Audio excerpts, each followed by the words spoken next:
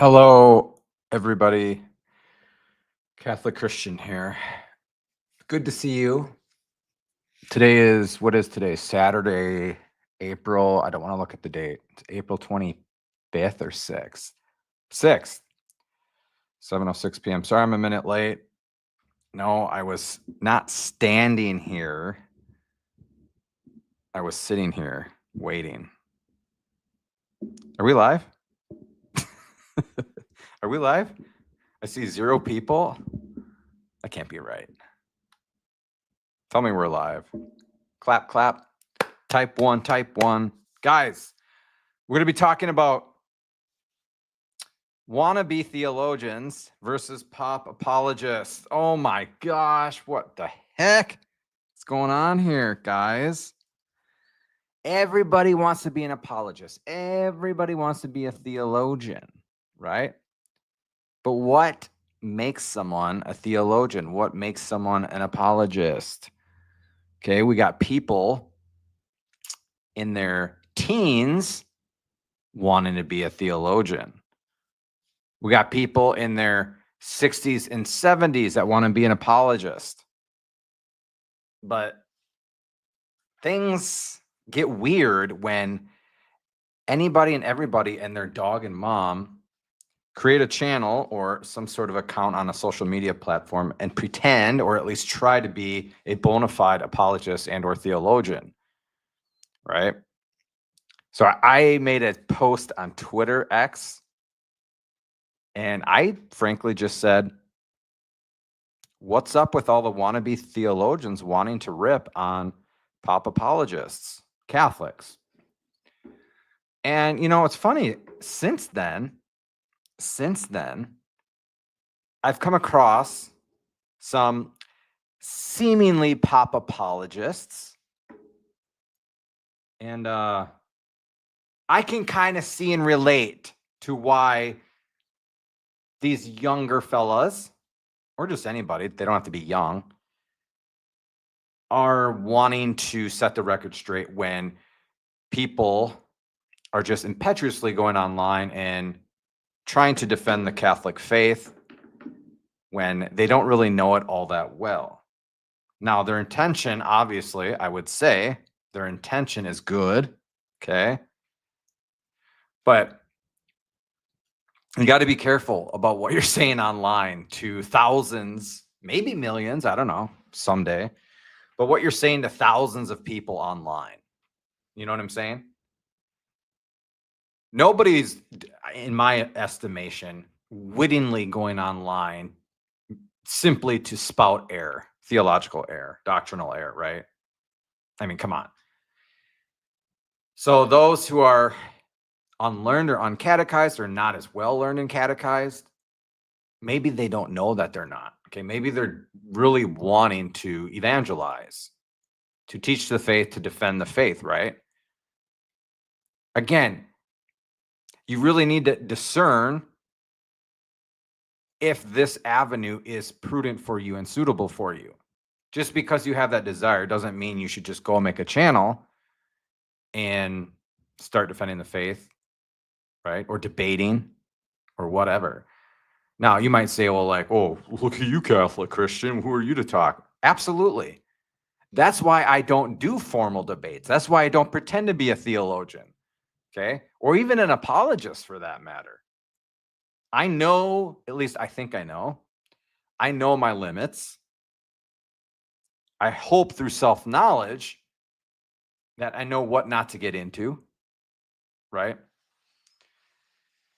And so I will come to the defense of those people who, said, chill out, Catholic Christian, because there are a lot of pop apologists out there who are, at least inadvertently mixing in some error, or they're not being as precise with their apologetics and theology.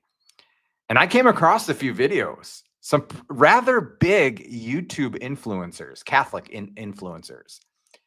And I was like, yikes.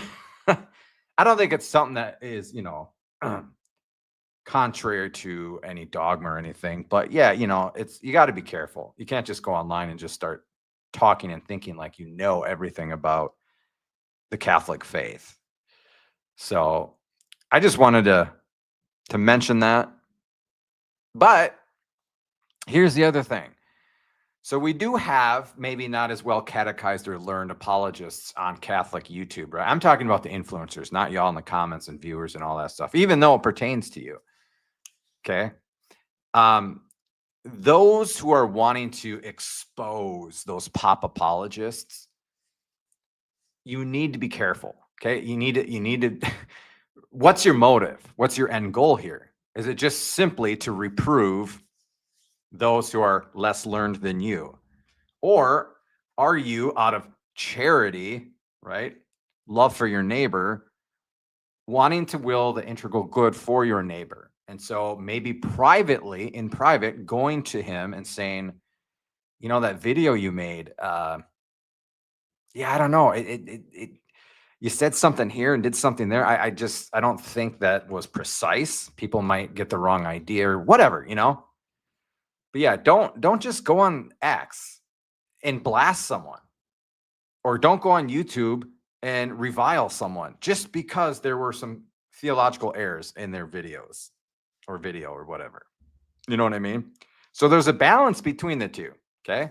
Apologist, theologian, wannabe, pop wannabe. Just, I'm in the middle, guys. I'm neither an apologist nor a theologian. Okay. I'm just simply an evangelist. You know, I'm here to save souls. So I'm not going to pretend that I am somebody or something that I'm not. I'm not going to pretend that I'm a Thomist. You know what I mean? I wouldn't even dare pretend to be a Thomist. That's just way above my league. But on the other hand, guys, you can't just cruise as a pop apologist and not take seriously that what you are saying and making in your videos.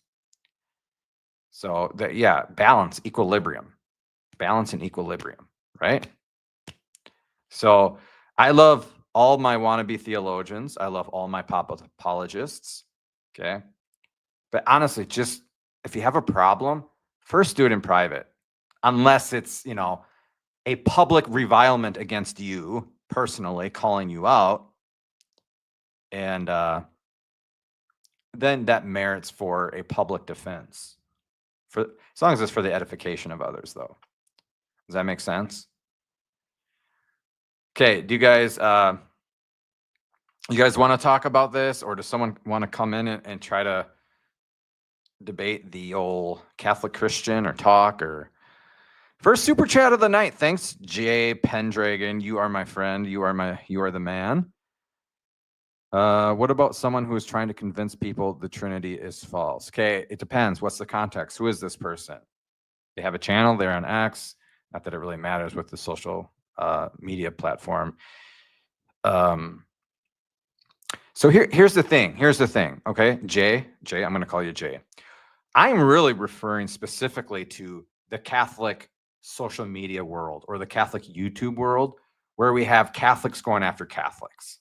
You know what I mean? And again, it's not inherently wrong to criticize, private or public, other Catholics, depending on the motive and the end. It doesn't, so it doesn't mean it's wrong. But is it prudent? Is this the right thing to do at this right time in this context? Now, if we're going to, an atheist or a Muslim or a Jew or whatever, or Unitarian, trying to prove the Trinity false, then that's a completely different animal in my ballpark, in my mind. Okay. I do reaction videos all the time, mostly on Protestants. Am I going after them? Am I reviling them? No. But the videos that I'm reacting to are the videos on Catholicism and their caricatures of it. So it's just not like I'm combing through all these Protestant apologist channels and saying like, oh, what can I just humiliate and prove wrong? Or whom can I humiliate and whom can I prove wrong? No, it's like a specific topic, like the papacy, that a certain Protestant YouTuber is caricaturing or misrepresenting and just doing a horrible job at explaining like what the papacy is. Well, then I feel like it's my obligation to publicly react to that, set the record straight for the edification of others, especially our Catholic brothers and sisters. And then hopefully the Protestants will look at my reaction and say, like, oh my gosh, yeah, that's not what the Catholics believe or teach. You know what I'm saying? That's why I do all those. But when I'm talking about the Catholic world, right? You're on X and you have, again, you have people that are, I don't know, up and coming YouTube or social media apologists or theologians or whatever, and they're they're humiliating and proving wrong these pop apologists. Like, okay, what's your motive? Why are you doing this? If you really want to correct this person for the edification of others and for the love of that person, you will probably do it privately first. And then if it's really, really necessary for whatever reason, then do it public. But yeah, people just, gosh, Twitter X is a cesspool. Gosh, it's a cesspool. It's so bad. I thought YouTube was bad. It's not even close. But yeah, I don't know. But yeah, if you want to go defend the Trinity, absolutely, my friend. Just remember, like, just think about it. Again, I'm not your spiritual director. I'm your dad. I'm not telling you what to do. You do whatever you want. But before you type something or make a video, think about why you're doing this and what effects it'll have on people. Like a lot of people, not just that people. You know what I mean? Because it's so easy to go online and just revile, backbite, slander, calumniate, all that stuff. It's so easy. And you hide behind your handle and your fake picture or whatever. Yeah, it's just cowardice, really. I just see it all over the place.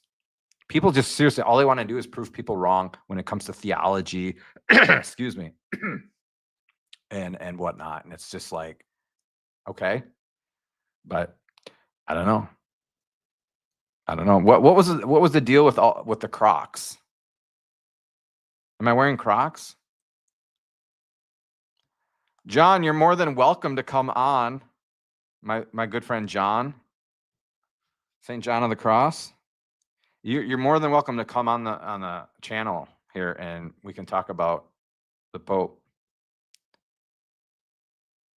Yeah, and why are you yelling at us?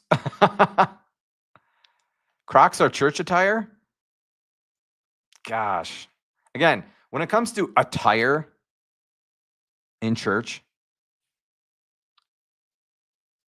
you know, if someone's wearing shorts or a mini skirt, flip-flops, Crocs, a midriff, spaghetti straps, whatever, don't judge the person, right?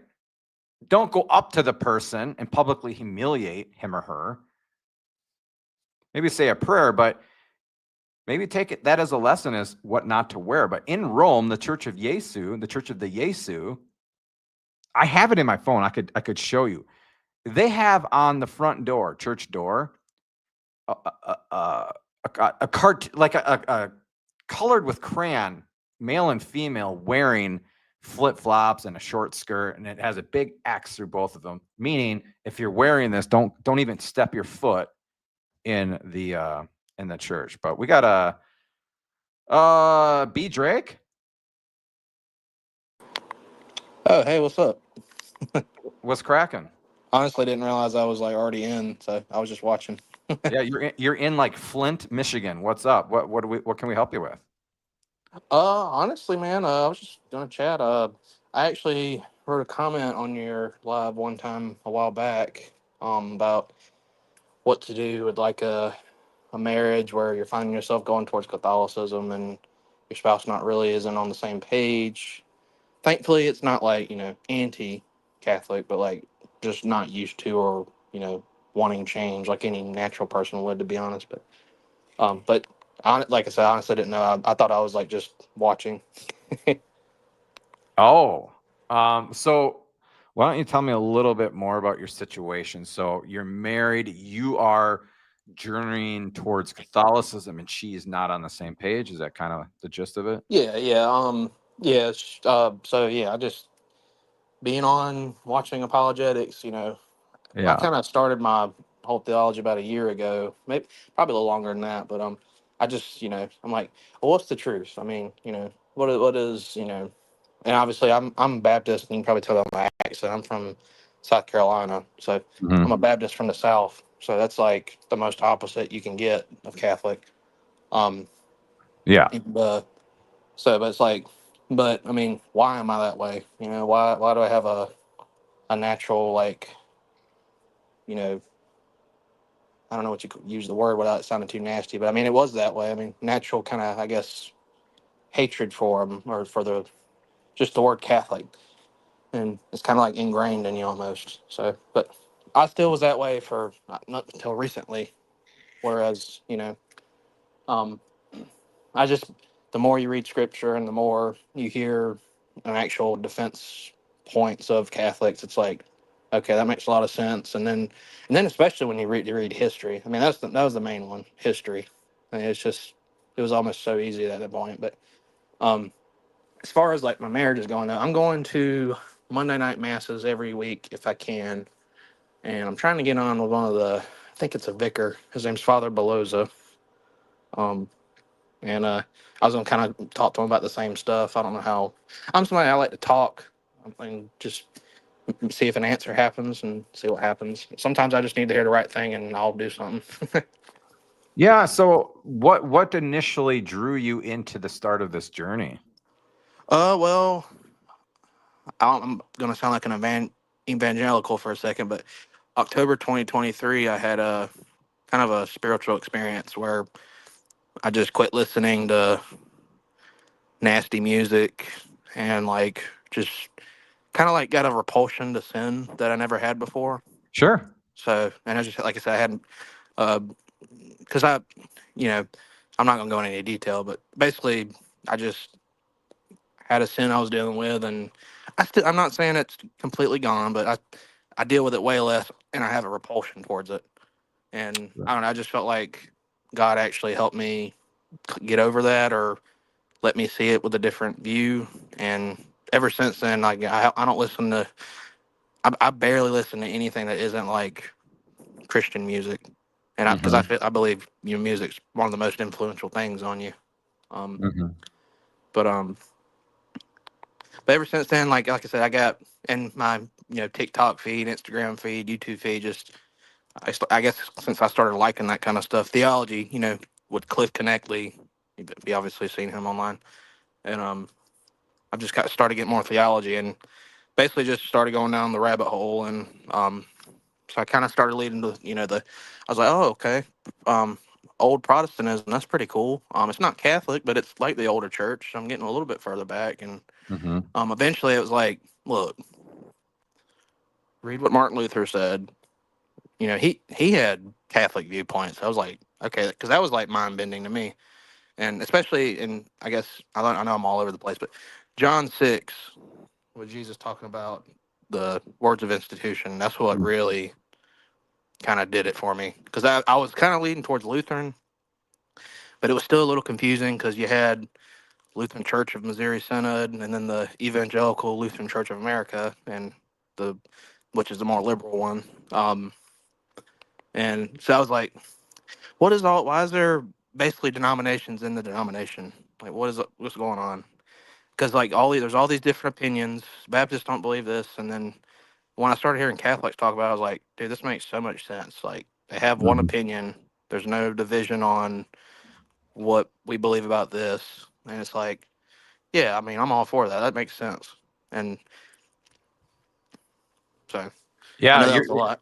Oh no, it's all good. You sound like you're in the exact same position I was when I was married and on my journey to conversion, and my wife was apprehensive towards it. She acquiesced and kind of, went along just for the sake of our marriage. I suppose she was kind of afraid that if she didn't, our marriage would end. But man, when you were talking about, getting graces for overcoming a specific sin, yeah, it's the exact same thing with me. That would, to me, like, what really started everything to my journey, or for my journey to Catholicism, was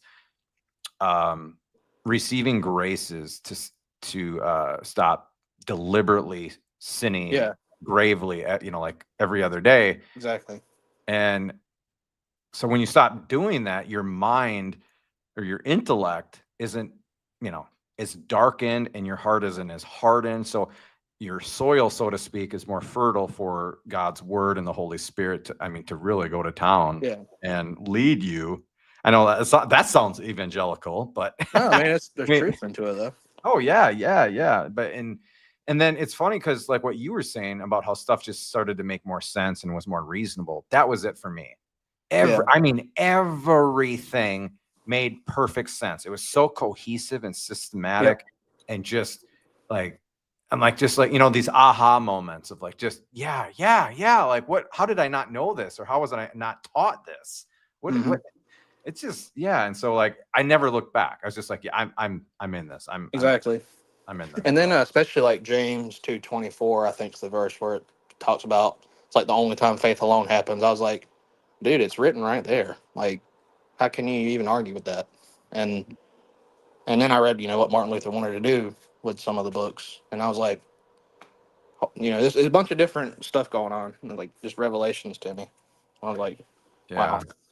So I mean, where are you at as far as maybe wanting to join OCIA and stuff like that? So I went to a couple of them. It was basically kind of towards the end of it. Like this was back in February, and I spoke with the deacon there. He was a really nice guy, and he was pretty much like straight up. He's like, just so you know, man, here's the two main things that Protestants have an issue with. It's Mary and the papacy. And I was like, dude, I'm all on board for that. I don't have a problem with that. And he's like, oh, okay, cool. He's like, well, I mean, you really should go through an OCIA. But like I said, by that time it was February, and we just had they just had the Easter Vigil and confirmations. So I probably gonna wait, and see, because I mean, it's not like you can just, hey, I want to join, and then you join. It's a longer process, unfortunately, but I mean, I respect the rules at least. Um, but man, I'm just ready. Like I wanna go to confession. I wanna take the Eucharist, man. I'm ready to do all of it, but it's unfortunate I can't go do it. But you know, I gotta abide by the rules at least. Right, but what I'm saying is like, are you to the point where So I'm not trying to be dismissive towards your spouse, but are you at the point where you would join OCIA and or something holding you back or what?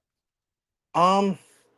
Well, like I said, I love my wife. I know God brought us together for a reason, uh, and I don't want to do anything forceful. I'd love for her to join me. I want her to join me, and obviously saying like um, join me or don't, like making it kind of a bad thing. I don't want to do that because that's obviously not going to help.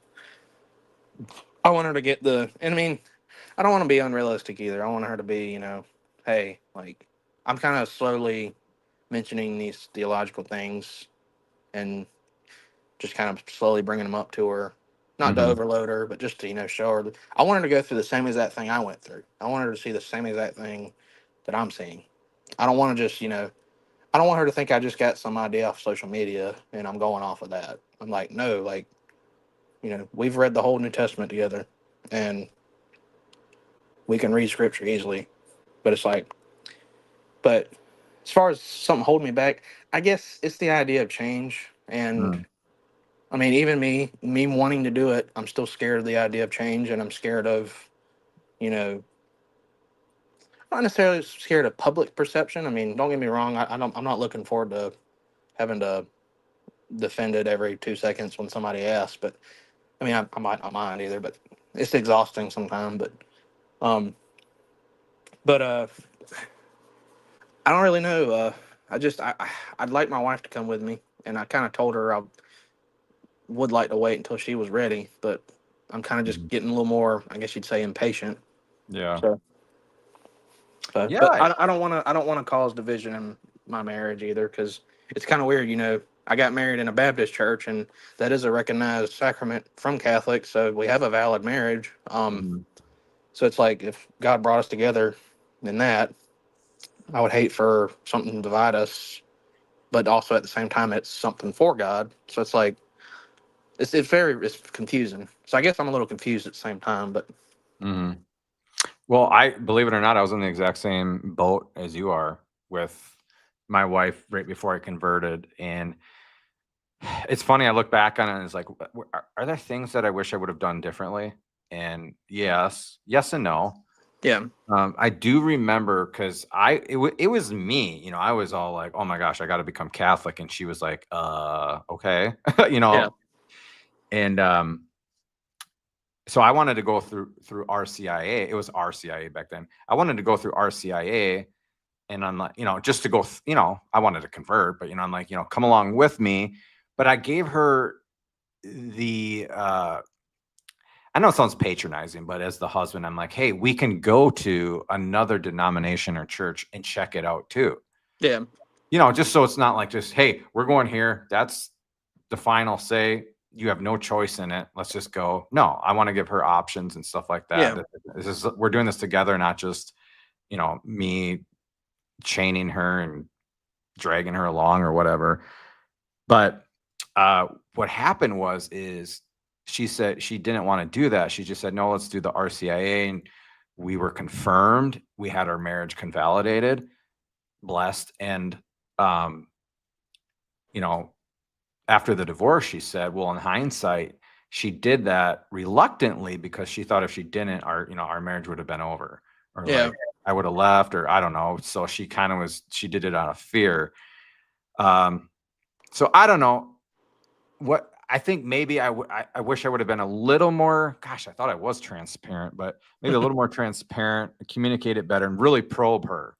You know what I mean? I think I should have tried to sense, if she's just doing this out of reluctance and not, sincerity or whatever. And I just was like, oh, well, she's not. Let's go. Let's just get, let's do this. And but yeah, so I don't know. It takes a lot of patience too, and Yeah. I mean, and communication and all that. But yeah, I mean, the only thing I can really say is to just pray and pray and pray. Don't stop praying about this. Oh yeah, no, for sure. I mean, and like I said, she's not anti-Catholic. I mean, her mom's sister, so her aunt and her uncle, they have like 7 kids, I think. They're Mhm. all Catholic, and like, so it's not like. And also, her grandparents were Catholic. Now they weren't like, you know, she told me like she never went there one time with them, and they barely even talked about it. And they um what I'm trying to get at, she has more history in it than I do. I mean, bloodline speaking. Um, Mhm. so at least she kind of, has some family members where she's like, okay, well, at least, they're not going to be rejecting of it. They That's can't be. good. You know what I mean? It's like they're not like, oh, they're going to go to hell. It's like, well, are you saying that about your aunt and uncle now? I mean, so Mhm. see, you can't say that at least. But no, yeah. Where's I going with that? Sorry, I ramble a lot. Oh, it's okay. Yeah. So you're in South Carolina? Yeah, I have friends in Charleston. yeah, that's a nice place. Yeah, yeah. I like the downtown at night with the graveyards. Oh yeah. Downtown. That's never seen anything like that. Yeah. So But yeah, I'll be she's letting me go to you know, saying letting me go like I'm in captivity, but she doesn't mind me going to the Monday nights right now, and I've even gone to some Sunday. And honestly, I've learned too that, like, I even mentioned it to her, I was like, I could technically join the church and head straight home, pick you up, and we could go to Southside. Now I don't know what kind of issues that would. I'm trying not to think too much of the future either, just because I'm driving myself crazy with it. I'm trying yeah. to just go with it. That's been a lot Mhm. easier, and I've had a lot more results doing that versus just worrying about what problems might arise. I mean, Mhm. you want to do that a little bit, but as far as doing what God wants you to do, I mean, I can't worry about too much. I have to, hopefully, I mean, I have to have faith that He knows what He's doing. So, Right. Yeah. Here's a good question.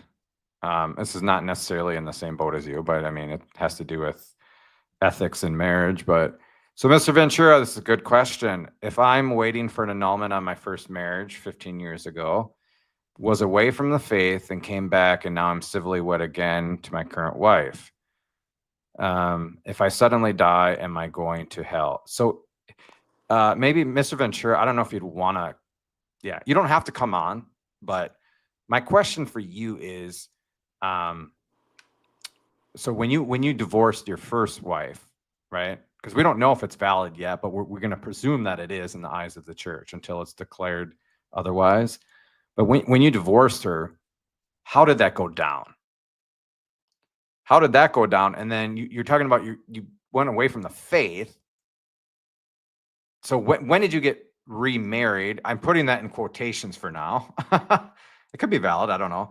So when did you get remarried? And what did you know about getting divorced and remarried? Because, I mean, if you're away from the faith, I mean, I don't know how culpable you would be in terms of quote unquote remarrying somebody else if you're perhaps maybe validly married already. So, committing adultery. Now, your question, if I suddenly die, am I going to hell? I think no. I wouldn't work. I mean, I don't know the state of your soul. Okay. So I don't know. I would guess no. I would assume with what you gave me, you probably, the culpability is mitigated. I'm just assuming that. So you weren't deliberately with full knowledge committing adultery. And let's say that you were, go to confession.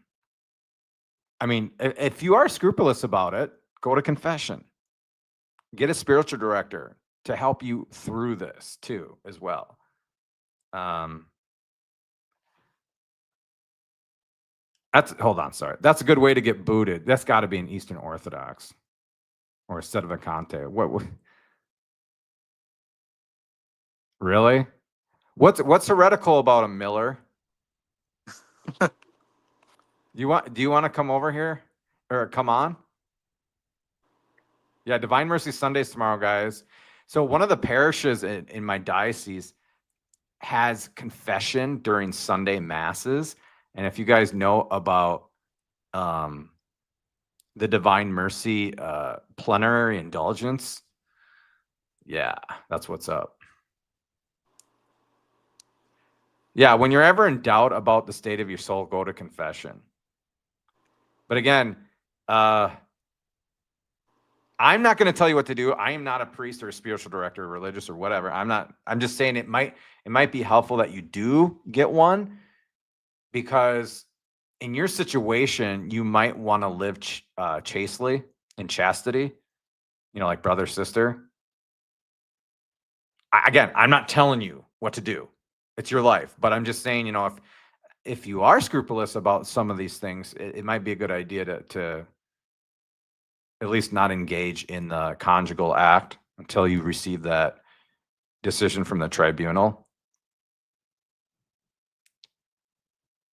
Yes, continence is better anyway. I agree. I mean, objectively it is.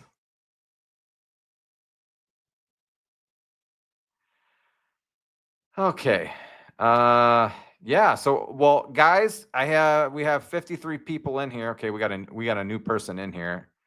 So we got 53 people in here. Just maybe say a prayer for. Is it just B. Drake, or what's your first name? Brandon. Say a prayer for Brandon and his wife.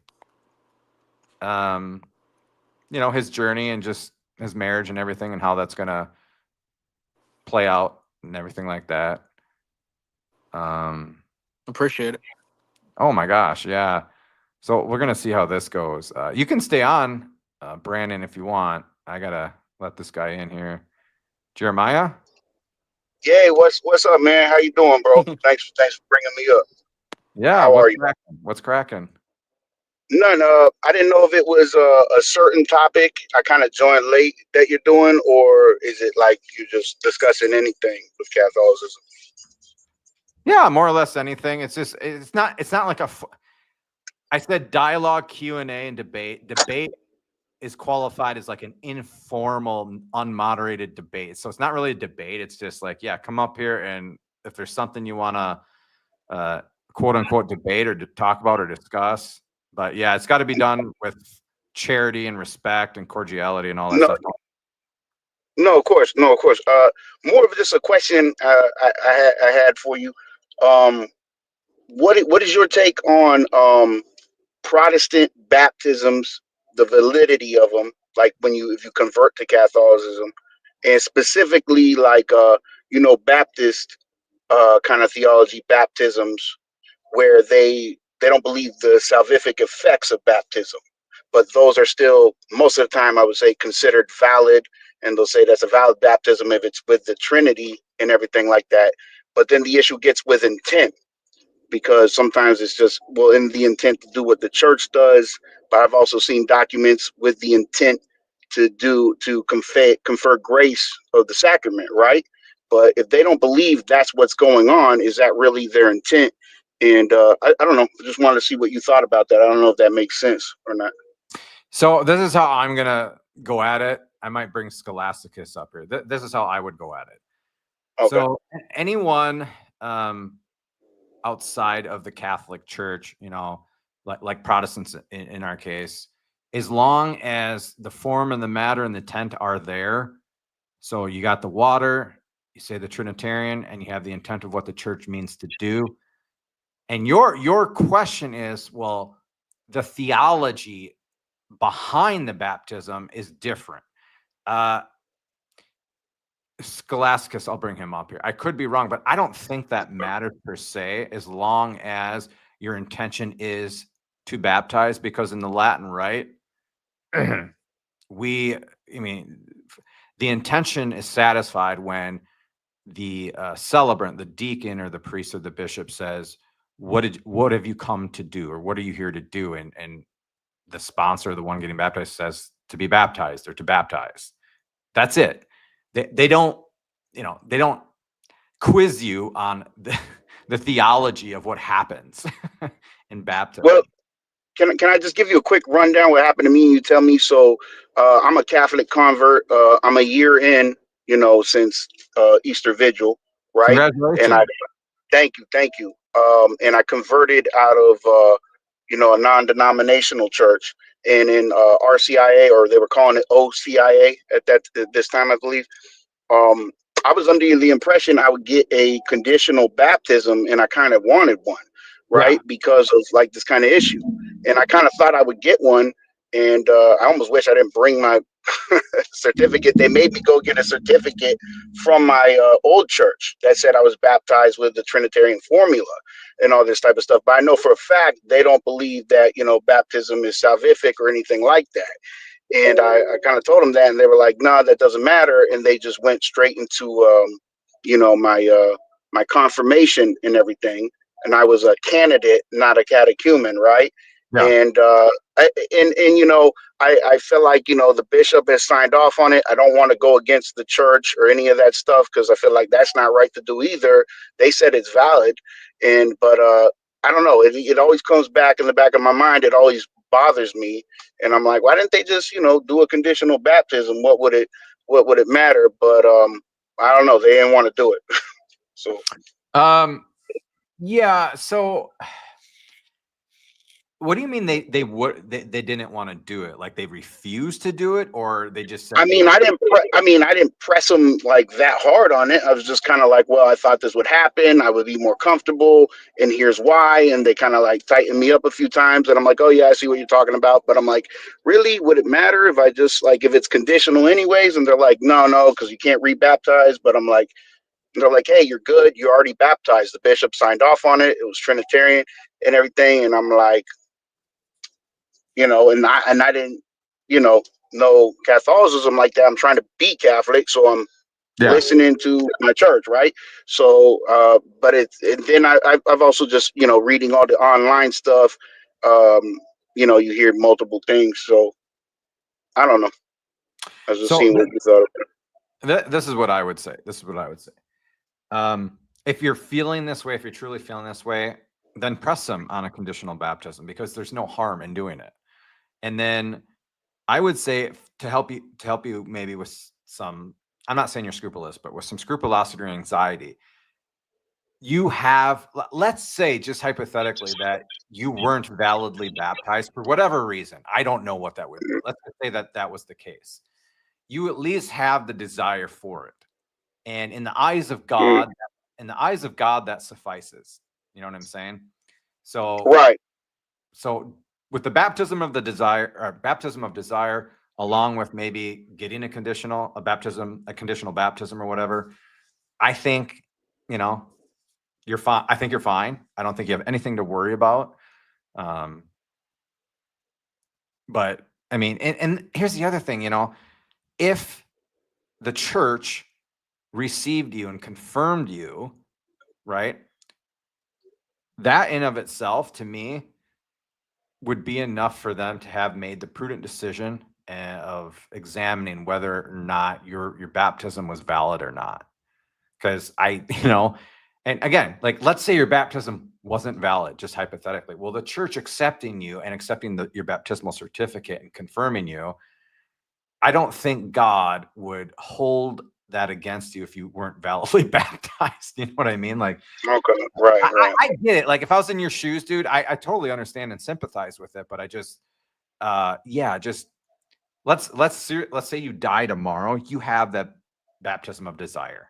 You're good. Okay. Yeah, you're good, man. Okay. Yeah. Can I give you a kind of theological attempt I kind of made to reconcile this and see what you think, if you don't Sure. mind? Real Yeah.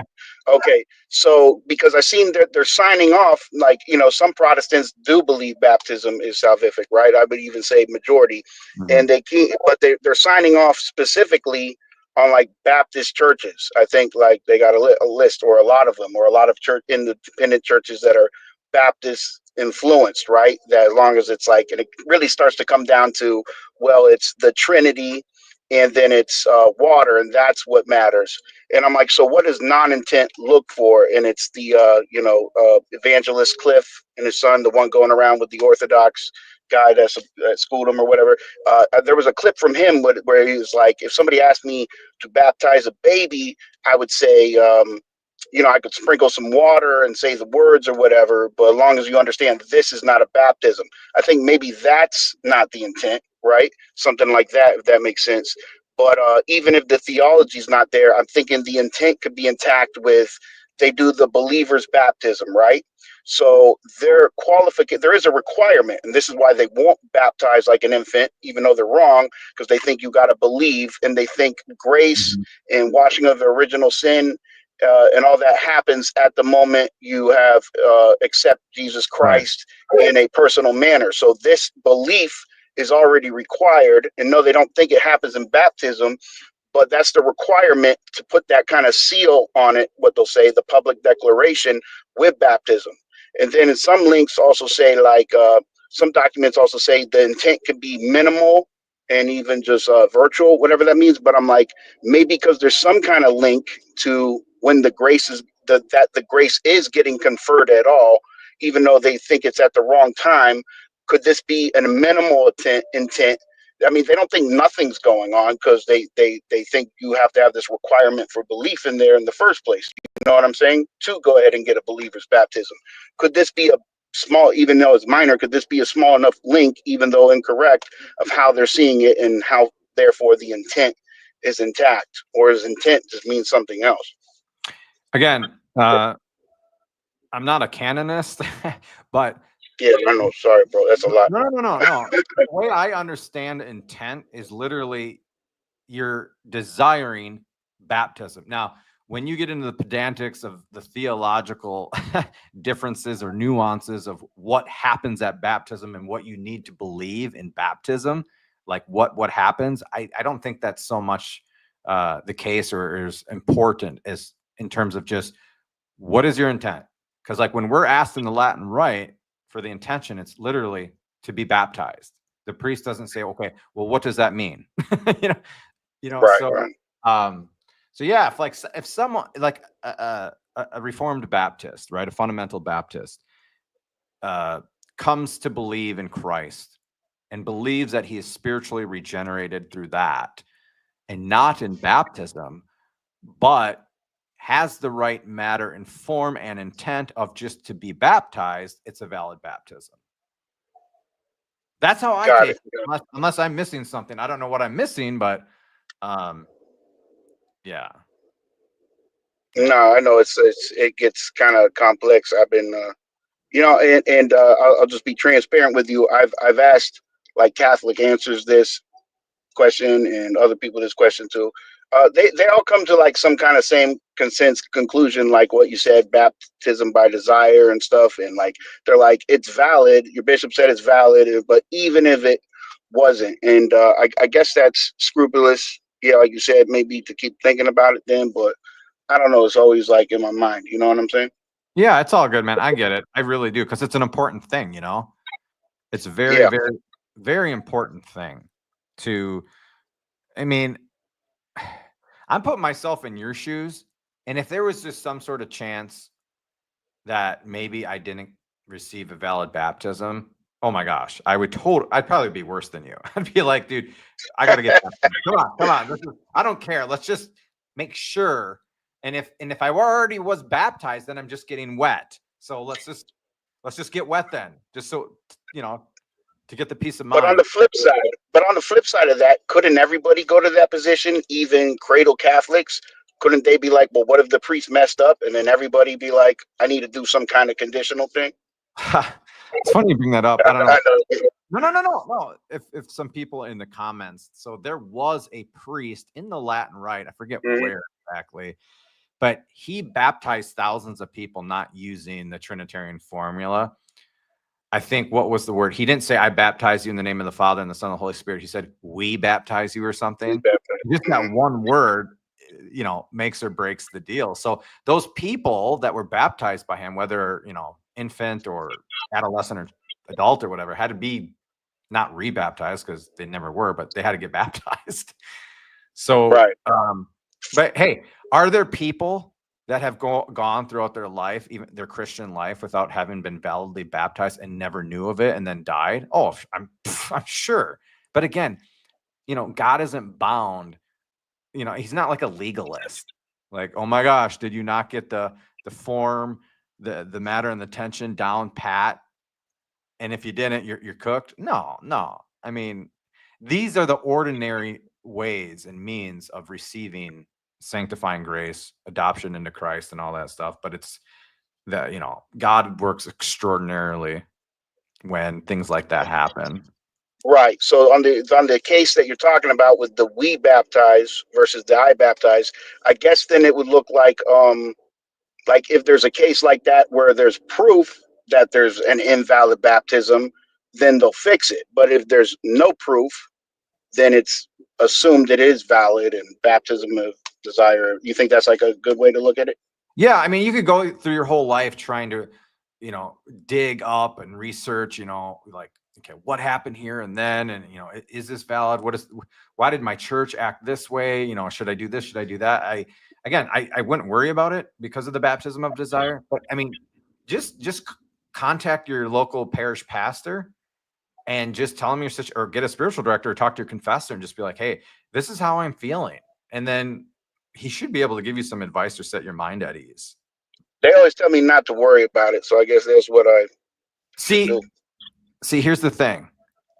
I don't necessarily, okay, yes and no, because to me that's not sympathy. Oh, just don't worry about it. Like, okay, that doesn't help, right? Did it help you? No, I bet not. Not really. You know, I try to be like, yeah, you know, I guess I should, you know, listen to the church, right? But I'm like, man, this ain't going away. See, that's so, like, I'm guessing, like, you know, you talk to a priest in a confessional or wherever, and you know, that's what they're going to say, because they're limited with time. They're not going to actually give you like bona fide spiritual direction because they don't have the time.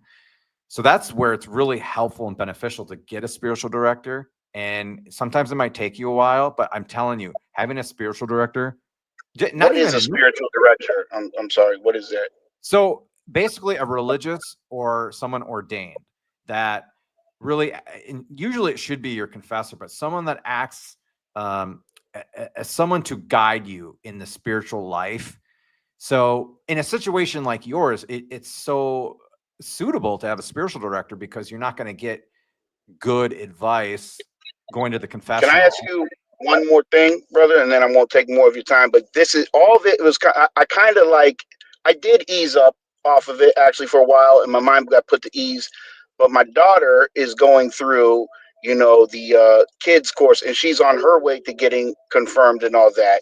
And she's 10 now, but she was baptized in the same tradition I was. Like, we did a beach baptism, believer's baptism when she was 8. Anyway, I was saying the same thing about her baptism, and that's really where I guess I started really thinking about it, is like, well, even if they don't want to do it for me and I'm already confirmed and stuff, I would like to at least make sure she gets a conditional baptism. And they're saying they don't want to do it for her either.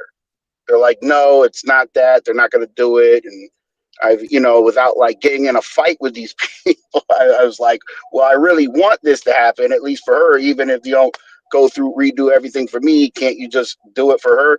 And so I've brought it up. If they don't want to do it, have you tried another parish, asking another parish?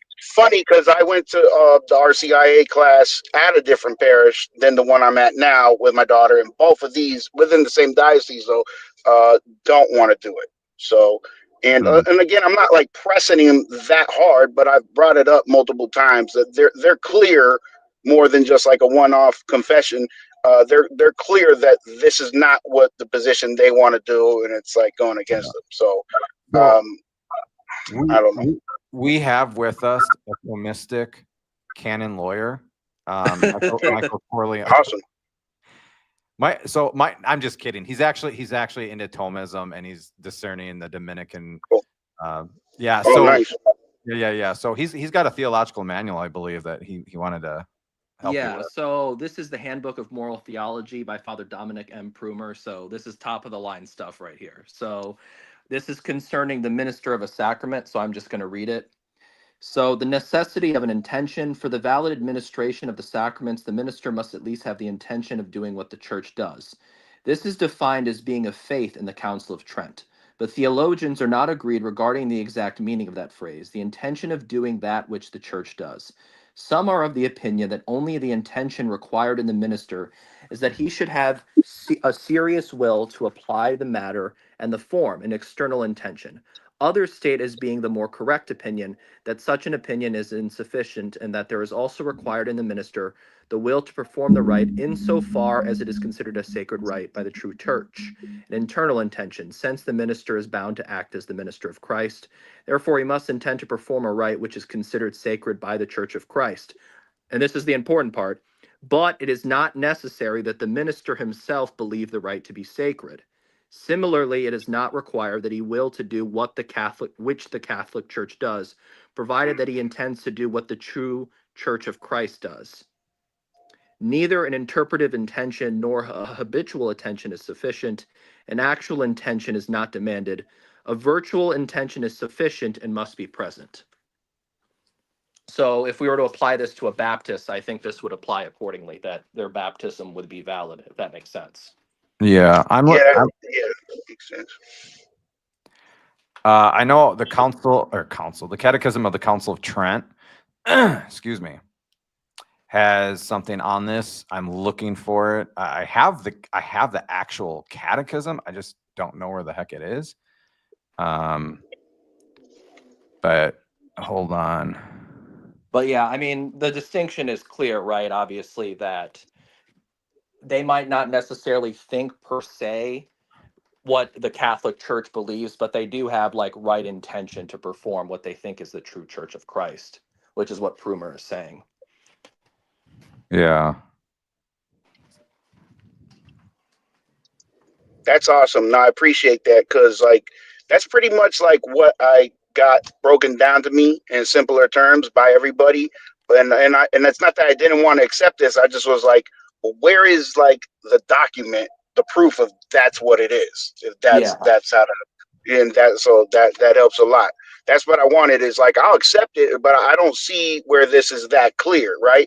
And I'm like, where are y'all getting this from? Is this just something new? Or that's what I was kind of wondering, if that makes sense. So yeah, I appreciate for sure. That. I wouldn't worry, dude. I mean, Father Dominic Prumer is one of the top moral theologians of the 20th century, so I wouldn't worry about it. He's definitely someone you can trust for moral theology. Awesome. Well, I really appreciate y'all's time and having me up. And I'll let you guys do your thing. I'll still be listening if that's cool. I'm gonna just drop off then. All right. Yeah. We'll send you the bill for the advice. All right. All right. All right. We'll do. Well, I appreciate you guys. God bless. All right. Yeah. God bless you too. All right. I'll still be wise and God bless you. Thank you, man. Bye. Yeah. God bless you too. Thank You you. know, I just found the intention for the dispositions for baptism in the Catechism of the Council of Trent. Gosh, and he just got off. Son of a biscuit. Yeah, I think Prumer covered it pretty well, though. Yeah. No, I'm not saying that he didn't. Anne, I don't know if Anne is still here, but wow, thank you. There's only one other person that donates in that amount. I don't know where he is. He's probably listening to this, but thank you, Anne, very much. Hail Mary, if you're, well, regardless if you're here or not. Definitely thank you, Anne. Dude, Eric, Mm-hmm. this manual is a steal. It's a reprint from 2022 from Father Dominic Prumer. It is literally $20 on Amazon. It is a literal steal. How many pages? It's like over 500. It's not as in depth. It's more of a synthesis of his 3 volumes, but still, it's excellent. Wow, man. You need to like send me these, and then I'll buy them. It's a scholastic manual, you said? Yeah, on moral theology. It's called the Handbook of Moral Theology by Father Dominic Prumer. I could send it to you on Discord from Amazon. I don't have an affiliate link, but Okay, let me just read this really quickly. So this is the disposition for baptism, and really what plays into justification. You know how not everyone, but a lot of Catholics say that we're justified by faith alone initially, and no, because you need faith, but you also need intention and repentance. Anyway, sorry. So the faithful are also to be instructed in the necessary dispositions for baptism. In the first place, they must desire and intend to receive it. To me, that's the intention. For as in baptism, we all die to sin and resolve to live a new life. It is fit that it be administered to those only who receive it of their own free will and accord. It is not to be forced upon none. Hence, we learn from Holy Tradition that it has been invariable practice to administer baptism to no individual without previously asking him if he be willing to receive it. This disposition, even infants are presumed to have, since the will of the Church, which promises for them, cannot be mistaken. And then it says, who can't, like insane persons and stuff. So really, this is it. They must desire and intend to receive it. That's the intention, according to the Catechism of the Council of Trent. And so infants, it's on behalf of on the church, the sponsors. But yeah, if you just, hey, I want baptism, don't force it against my will, then the intention is valid, in my humble opinion. Eusebius, what's cracking? What's going on, man? Oh my gosh, you fixed your speakers. I'm on my laptop. Oh, okay. Well, welcome to the club. Yeah. Yo. Are there any Protestants or Eastern Orthodox that want to come on and spit game with us? There's that. Scholasticus, is that you again or no?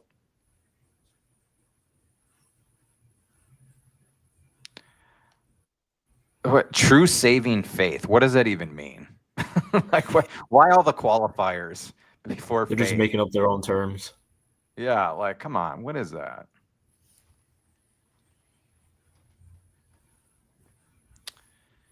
Oh yeah, Palermo. Yeah. Thanks, Palermo.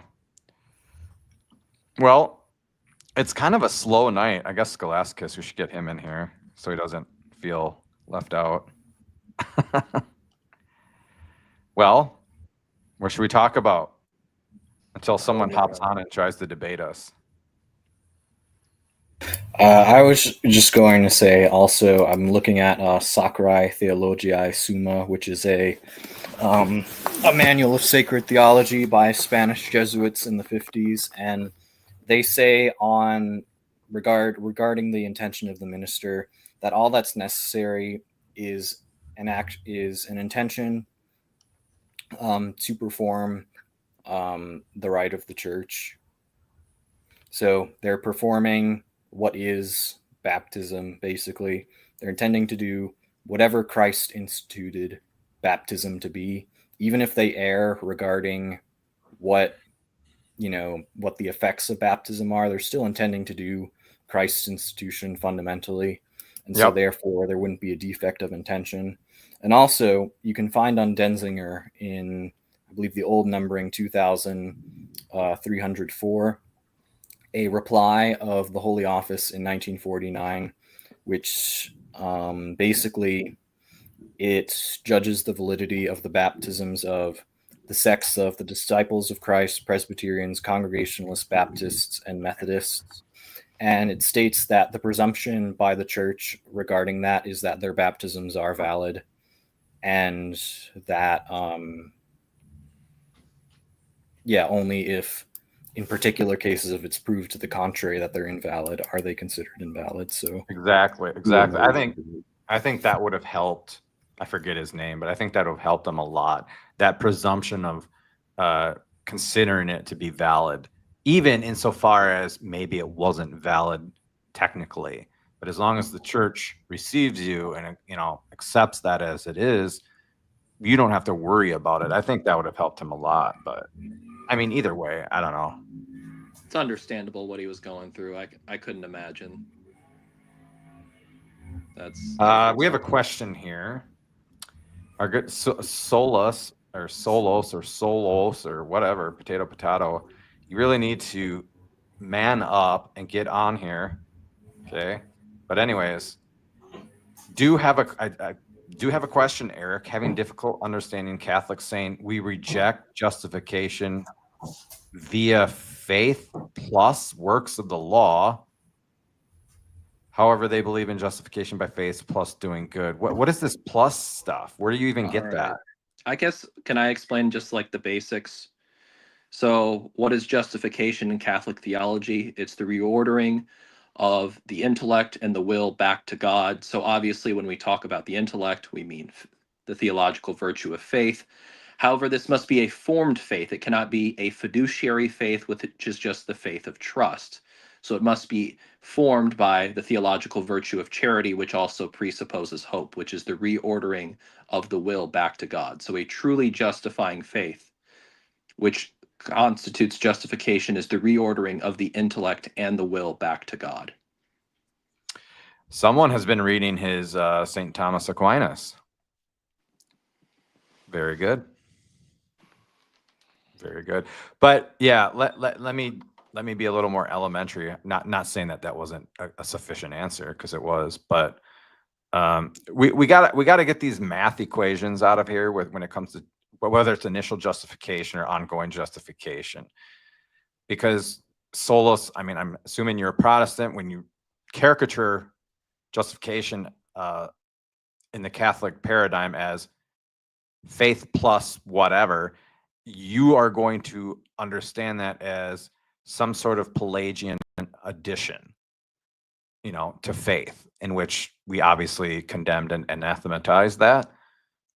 But going back to what Michael said, faith without form is dead. Faith not joined to the theological virtues of hope and charity is dead. Okay. It will profit you nothing. So, I mean, this whole plus doing good, I mean, nobody can merit, right, through the law or through their own natural abilities, like pagans. No one can merit, or works of the law for that matter, justification. But once God justifies us, it is that justification that makes our works good and meritorious for eternal life, if that makes sense. So don't put the cart before the horse and make it some algebraic equation. It's confusing. I don't know. St. Pius X, is that Eusebius? Is that St. Pius X? It is Pope St. Pius X, yeah. Yeah. And then Scholasticus, who is that again? This is Philip II, who was King of Spain, the two Sicilies, I think Portugal for a while, and the Spanish Netherlands. He was a pretty important figure in the Counter-Reformation and the de facto leader of the Catholic League, which was basically a league set up for the suppression of Protestantism in France. Is he Habsburg, right? Yes. Let's go. I follow Edward Habsburg on Twitter. It's pretty crazy to think that, you know, I mean, they only really got deposed in 1918 after World War I, but like, it's pretty crazy to think that you can contact the verifiable descendants of these, you know, larger than life historical figures. Yeah. Solus or whatever. SX. Why do Catholics insist in faith and works to increase in justification and go to heaven? Again, you got to get out of this rhetoric of faith and works, or faith plus works. When you say works, what do you mean by works? You can't encapsulate works into just one specific word of meaning all works or whatever. What does that mean? But yeah, okay. Do you want to go to heaven? Die in a state of sanctifying grace. Don't worry about works and how many works you got to perform, if they're good works or if they're works of the law or works of the spirit or works of the flesh and all this pedantic. It's scrupulosity. Get all this rhetoric out of there and just seriously believe in God, hope in God, and love him by loving your neighbor and die in that state, and let's go. Hey, Solus, just real quick to his last part about podcasters and other Catholics you've met saying this. I would say read the catechism for yourself and read what the catechism says about justification and how we're justified. That way you steel man the argument at least. Yeah. Read our scholastic manuals. Read the manuals. Start with the scholastic manuals and then go to the catechism and then go to the Baltimore catechism and then go to the what is it? The UCAT? What is that? The youth catechism or whatever.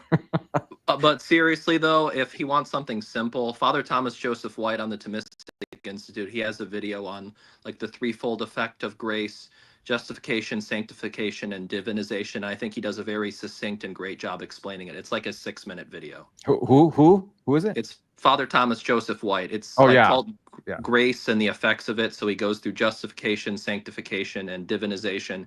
It's very succinct, and he does an excellent job explaining it at a very base elementary level. So what's interesting about that is St. Thomas Aquinas on grace, to me, is the most understandable part of the whole Summa. Like, for me, just my opinion. Like, there are other parts that are too obscure and just like, what? But when it comes to grace, like, oh my gosh, he's so good, and it makes so much sense. It flows, it's fluid, it's coherent. Yeah. No. The Summa is perfect without flaws. Yeah. True. Mm-hmm. Got a bunch of Thomists up here. I'm a fake. Remember, we're Thomist. not I allowed wanna to be call theologian. ourselves that. Okay, what? Said we can't call ourselves that, remember? Why not? Oh, never mind. Because we're all It was kind of a Gen play on Z. joke. Oh, the wannabe theologian? Maybe I'm alone in this, but I actually don't think we can distinguish two senses of Thomists. One is you're a Thomist author, and the other is you're a Thomist by affirmation, meaning you affirm the central theses of Thomism. I don't think it's rash or proud for a relatively unlearned person to call themselves a Thomist in the latter sense. Only in the former sense is it reserved towards actual published authors and theologians. Well, I mean, can't you just subscribe to that school of thought and in particular, and by just doing that, you're considered in a sense a Thomist? That's what I said. Oh. My bad. Whoops. Hold on. Works are a part of faith. We bring nothing. Yeah, no, I gotcha. I just, so yeah, like in of ourselves, we bring nothing. Yeah, of course. I don't know what you mean by works are part of faith, because to me, that's going down the road of saying faith automatically produces good works, in which it doesn't. Yeah, I mean, we can say that grace is the principle of merit, but you know. Yeah. Gosh, Corleone, you're stepping up your Thomistic A game in the old live stream here. Oh yeah, I guess I need to learn from Scholasticus and speak a little slower. I feel like all my slip ups on stream are like when I like stutter is because I try and speak too fast. Yeah, just be you, man. Okay, we got another. Hey guys, the super chats are starting to pick up. St. Paul says, "Be imitators of me." Isn't that interesting? So, like, you know, some Protestants, they believe in total depravity, bondage of the will, all that jazz. And St. Paul says, he does say imitate Christ. He does. But then he says, be imitators of me. The person who apparently wrote about total depravity in Romans 7. Sorry, I just went on a tangent. All right, the Catholic Church has been teaching soteriology 1,500 years before Protestants decided to... I mean, yeah. Yeah, well, hey, there are individual Catholics, theologians, scholars, and that get into trouble with that too. So, but yeah, Faithful son of the magisterium is absolutely necessary. yeah. Yeah, true. What's up? I remember you. Is it Boslack? Slippy Slappy Swami? Boslack. Oh, Samsonite. Name that movie. Oh, our friend Roberto. Oh no. He can hear you. That's cool. Yeah, I don't care. I know. See, that's what I'm saying, man. Knowledge puffs up, my wannabe theologian. You got to remember, love precedes knowledge. Love guides knowledge, especially towards our enemies and our brothers. Actually, in the Trinity, intellection is prior to volition. It is. Still, that doesn't. But what that doesn't like. Wait. Was Roberto you're on not. Catholic Answers yesterday? Wait, what? Was What'd you Roberto say? on Catholic Answers yesterday? Wait, was he? Yo, can you hear me? I can. Yeah, I just saw a Boslack say that Roberto was on Catholic Answers yesterday, and he said Jimmy Aiken was pissed. Oh, guys, I have. We gotta something. react to that. We gotta react to that. No, well, someone find that, but I have another Jimmy. I have another Jimmy Aiken video that you guys might like. Hold on, let me pull it up. We are reacting to that, by the way, on this stream. Hold on a second. I gotta. We need to react to Side by this. side Eric. with Roberto. Okay, so you know how Jimmy Aiken got, seriously, God bless him, right? He's let's not publicly criticize Jimmy Aiken on this channel. I don't play for that team, but so you know how Jimmy Aiken, yeah, he's kind of again, and this is not to like critique him or whatever, denigrate him. He's just kind of like a chill, pan-faced, just he'll sit there for 7 hours on a stream and barely make a movement, kind of, you know what I mean? Or not? Is that just me or what? Hello? Okay. I don't Never really mind. watch Jimmy Aiken, so I can't really speak on it. I have nothing. Oh bad yeah, to I say know, about because you're a theologian. You're too good for Catholic Answers. I mean, why would I look up Catholic Answers if I can just read a manual? Yeah. So hey, I got no qualms about that, and if anything, I'm on your side. But that doesn't mean there are elements of really good stuff in some of the Catholic Answer tracks. I would, yeah, obviously we'd rather go to the Summa here, or a theological tract or a manual, obviously. But let me. I'm trying to pull up this. Yeah, I don't Not have every- anything against the pop apologist. I just rather would just look Yeah. at what I know is solid for sure. You know what I mean? I love Jimmy Akin. One of his videos, Bigfoot, what is the most reasonable position to take? Oh man. Guys, maybe he took it down. But anyways, he kind of, so Sam Shamoon did something on Jimmy Akin publicly and kind of called him some stuff, I guess, and Jimmy Akin clapped back a little bit. Not really, but for Jimmy Akin, it was kind of like, whoa. Is it on Isaiah 53? I think it's on the angel of the Lord. That. Because I know mhm. there was something with Isaiah 53 too that I heard about. Son of a, where the heck is it? I don't know if dude. Do you know, so like all the Catholic anthropologists that have their own YouTube channels, Catholic Answers takes a chunk of their stuff. That's tough. Mm-hmm. Yeah, that's brutal. Yeah, Trent Horn told me. I asked him. He's like, yeah, but he said he has all the rights to his video. So if he were to leave Catholic Answers, then he has his channel and all the videos and stuff. Or if they can him, like. Scholasticus's comment is genuinely hilarious. Jacobus comment? Aquinas. What comment? Just look at his latest comment, dude. Genuinely hilarious. On what? I don't know what you're talking about. In the Jacobus Aquinas Doctor Polygenes.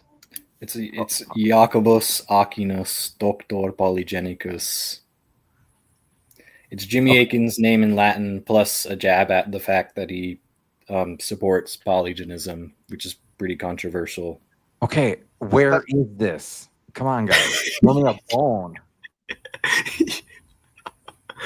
Yeah. Where can I go see this? Yo, Scholasticus is about to start a Jimmy Akin beef. Wait, that was already started months ago. Yeah. Wasn't Polygenes condemned by Pius XII? Yeah, I'm inclined to believe that he is in error on this position. But I don't really know enough about the topic from a biohistorical perspective that he does. So it's not really. Well, yeah, because we have to consider there's both like the theological aspect of this and also as you could say, the natural scientific perspective. Mm-hmm. Because usually the proponents of evolution in the church, and I'm not saying that, I'm just describing what they do. They appeal usually more towards the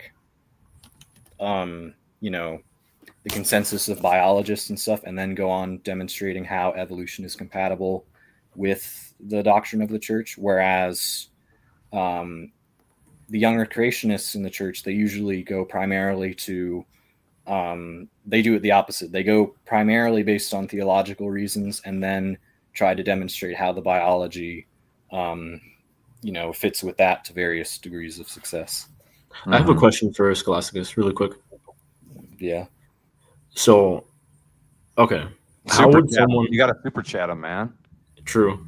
I'm just kidding. No. Okay. So, how would someone, if they're convinced of not so much like a Darwinian view of evolution, but maybe some sort of like theistic evolution, how would someone reconcile that with? Okay, because that presupposes death before the fall. So, how would someone reconcile that with our theology? You mean like death before the fall? Yeah. Well, yeah, because even a theistic evolution view presupposes death before fall.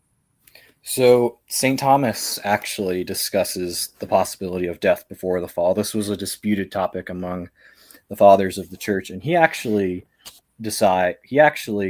opines that it's more probable that the carnivorous animals did actually even violently eat their prey. So there was death before the fall. That's possible. We could say, basically, we'd say it's a logical consequence of original sin, but not a temporal consequence. So, Right. like, logically speaking, in the mind of God, God, foresaw original sin, and then in light of that permitted death to occur even temporally before original sin actually happened.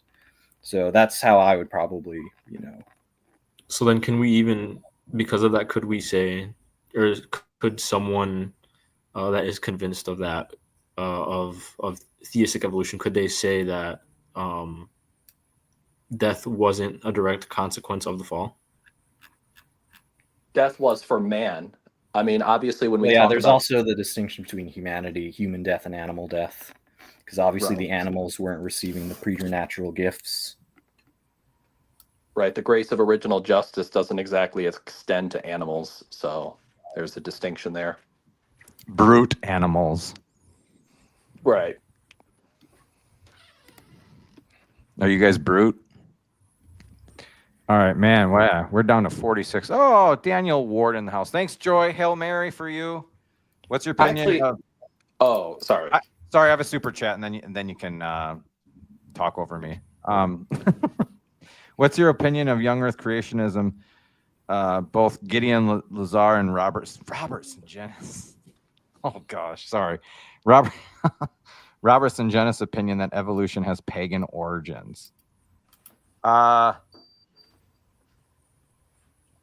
don't think that's kind of like a secondary or tertiary argument, because like, yeah, we can say that like Charles Darwin wasn't a like Orthodox Christian,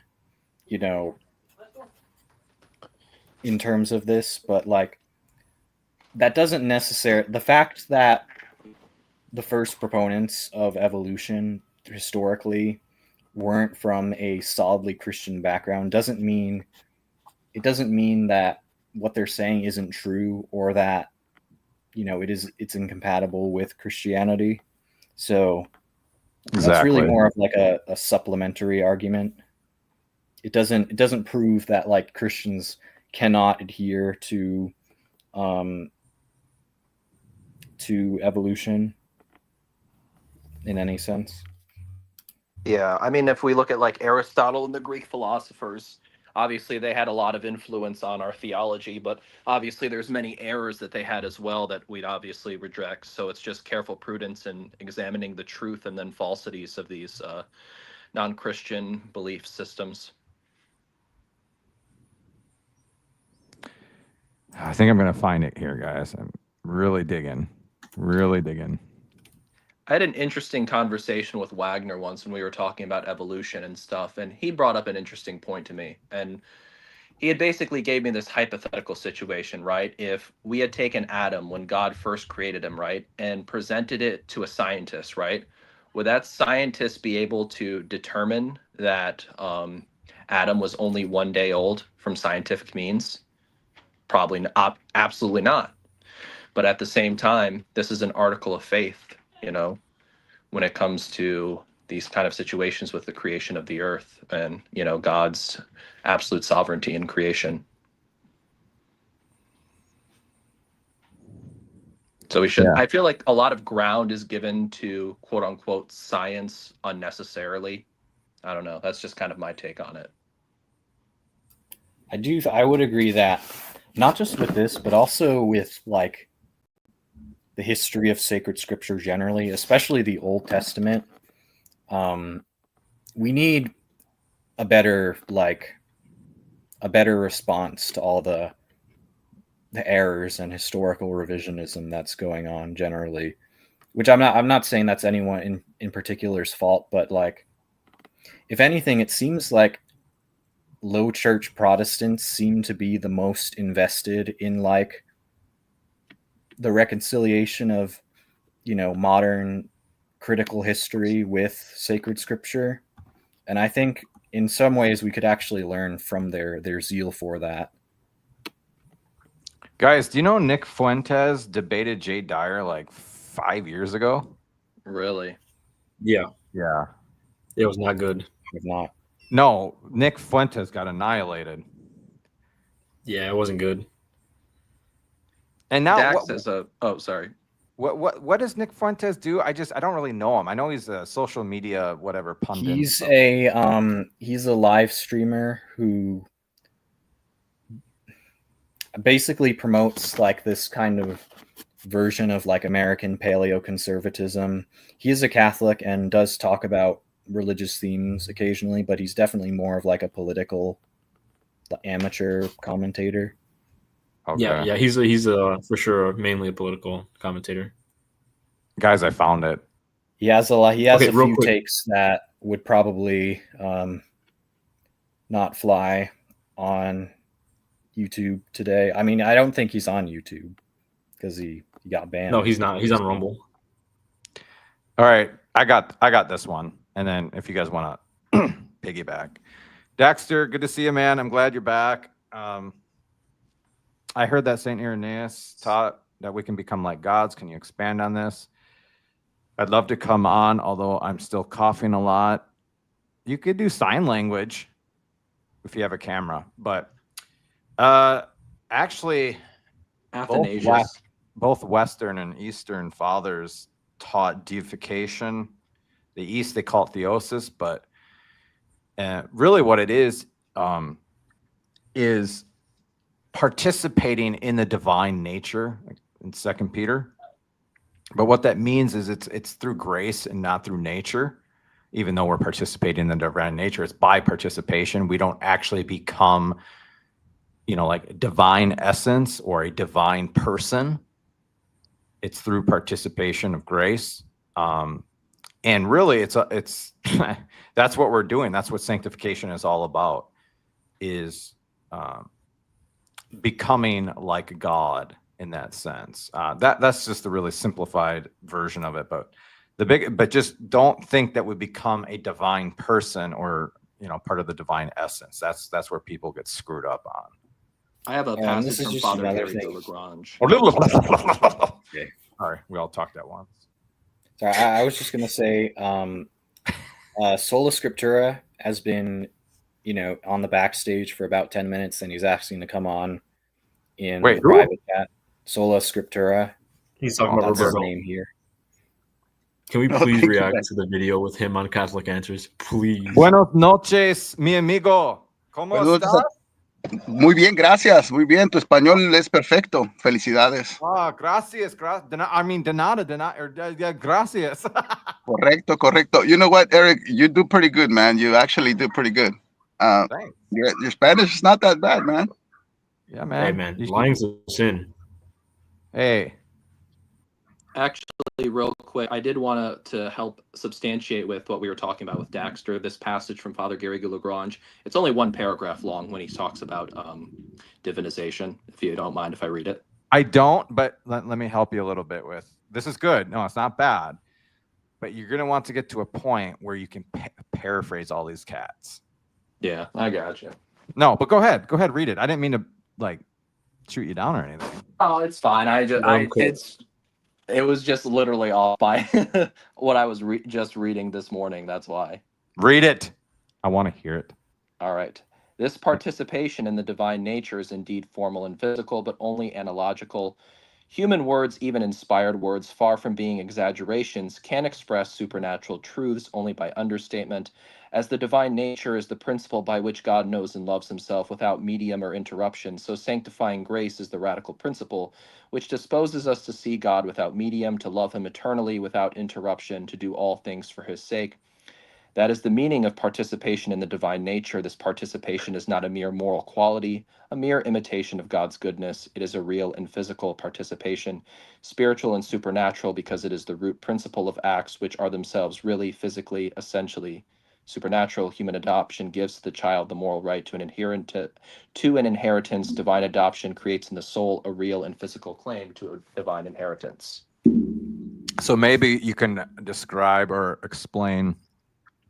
I think it's important for us to realize the difference or the distinction between mediate and immediate in terms of how we receive as corporeal beings intellectually, right? It's through the senses, it's mediated, it's not like a direct intuitive understanding, right? Right. Whereas, the beatific vision and the possession of God, and that's what really deification culminates in, is an intuitive, immediate vision and understanding in the intellect, where you don't need agencies or senses or things. It's just completely direct. Yeah. I think a good example is like with the sacraments, obviously our Lord is present substantially, but he's hidden, I kind of always like the way it's sometimes described, as it's hidden in bread and wine. Whereas when we receive the beatific vision, we see God as he is truly face to face. Yes. Yep. Yep. But again, and I know you know this, Michael, but when we say seen, it's an intuitive vision. It's not like we're seeing it with our eyeballs through the sensory and exterior senses or whatever. Scholasticus, Sola, did you want to? We're gonna play this video, and then maybe do you want to spit some fire at us? Yes, sure. That sounds like a good plan.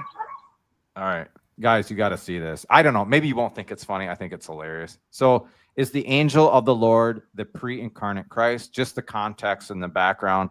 Apparently, Sam Shamoon. This is a really stupid debate, honestly. It is easy but to answer.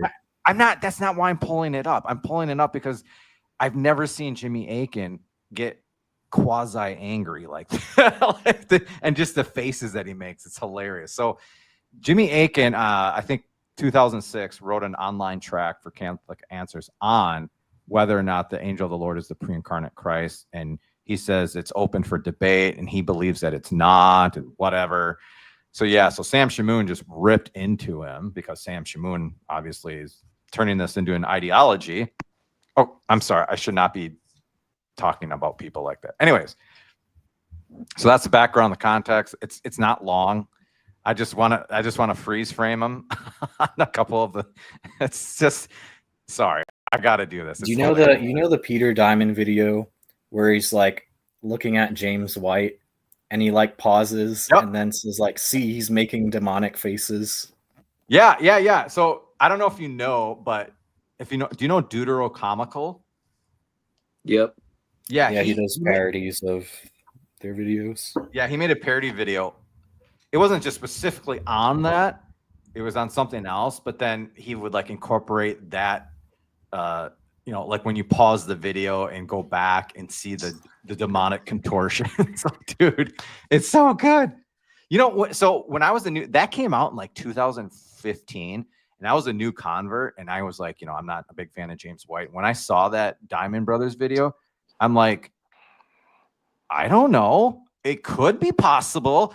But then now I'm like, well, dude, you could do that with anybody. Freeze frame them, go back in any picture or any, no wonder you guys don't have your faces up here. You don't want a video of you guys making demonic contortions, but do you see my face in that members only stream I hopped on? Yeah. Or wait, what?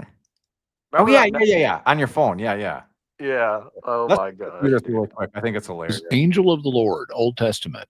Angel or pre-incarnate Christ? If angel, should we assume it's created? Justin Martyr is naming this angel as pre-incarnate Christ. Any thoughts? Well, yeah. By the way, since you ask about this, Michael, I'll mention that this has come up relatedly. There's a Catholic named Sam Shamoon who is rather sharp-elbowed. And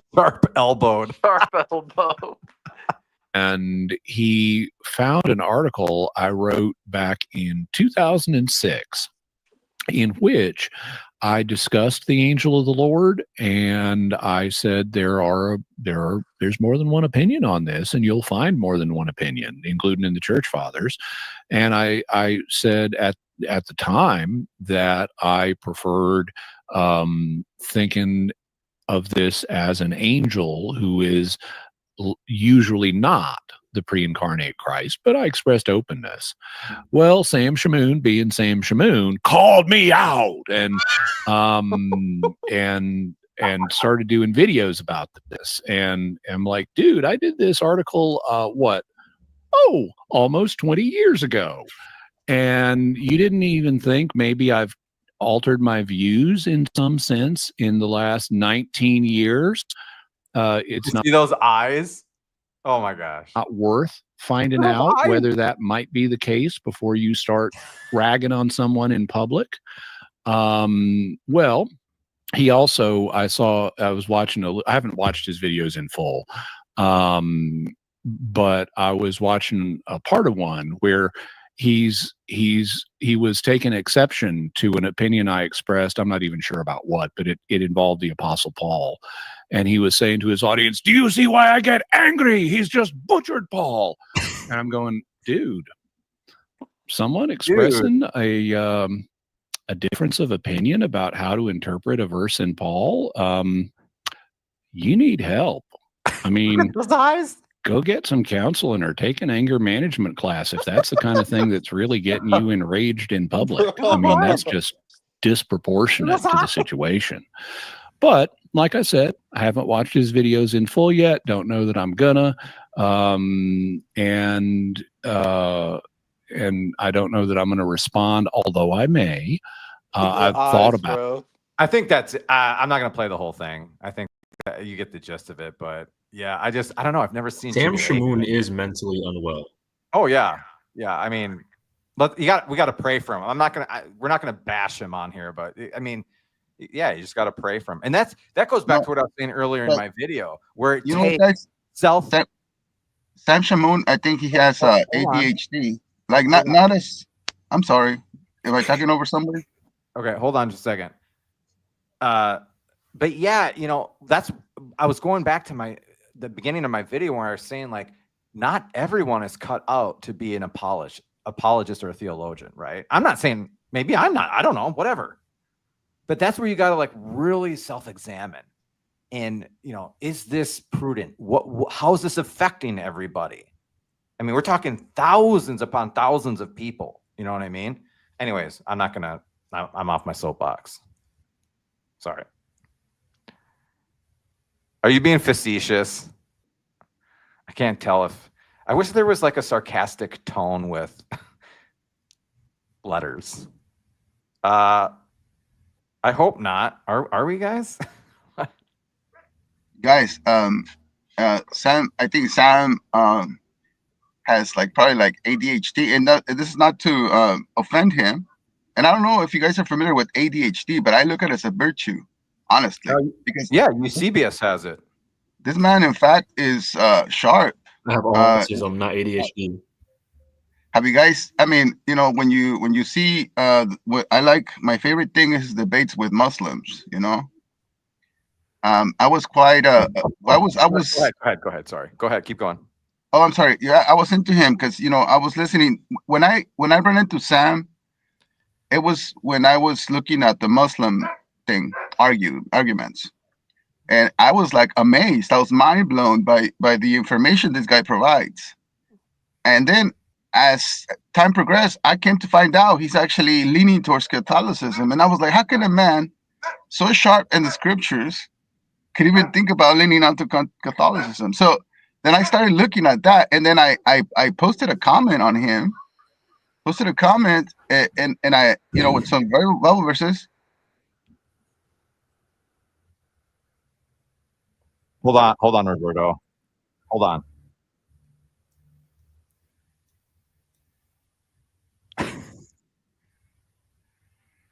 Yes, so that'll be cool. The only topic I am avoiding debating on today is going to be the papacy, just out of respect for the Roman Catholics during this time. They're more. Is this live? No, I'm waiting to come on his channel. Oh, it's my buddy. No, I'm waiting to come on his channel. Ben. What's going on, man? Ben. Welcome to the stream.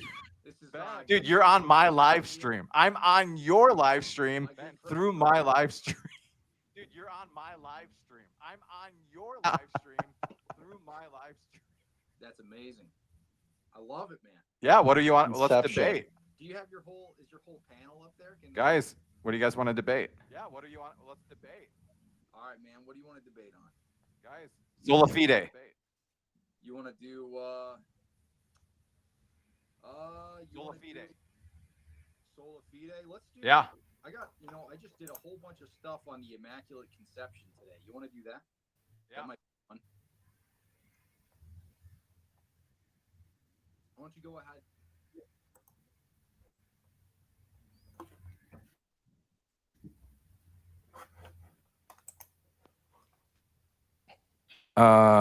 Vaguely. What?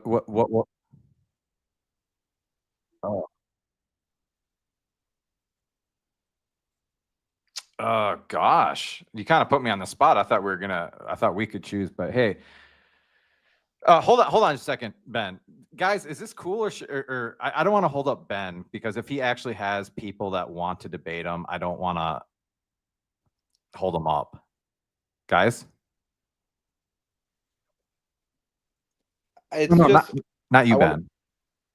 I want to be able to hear both of you guys speak. It's just kind of weird only hearing you speak. You know what I mean? You can't hear Ben? No, we can't. We can't.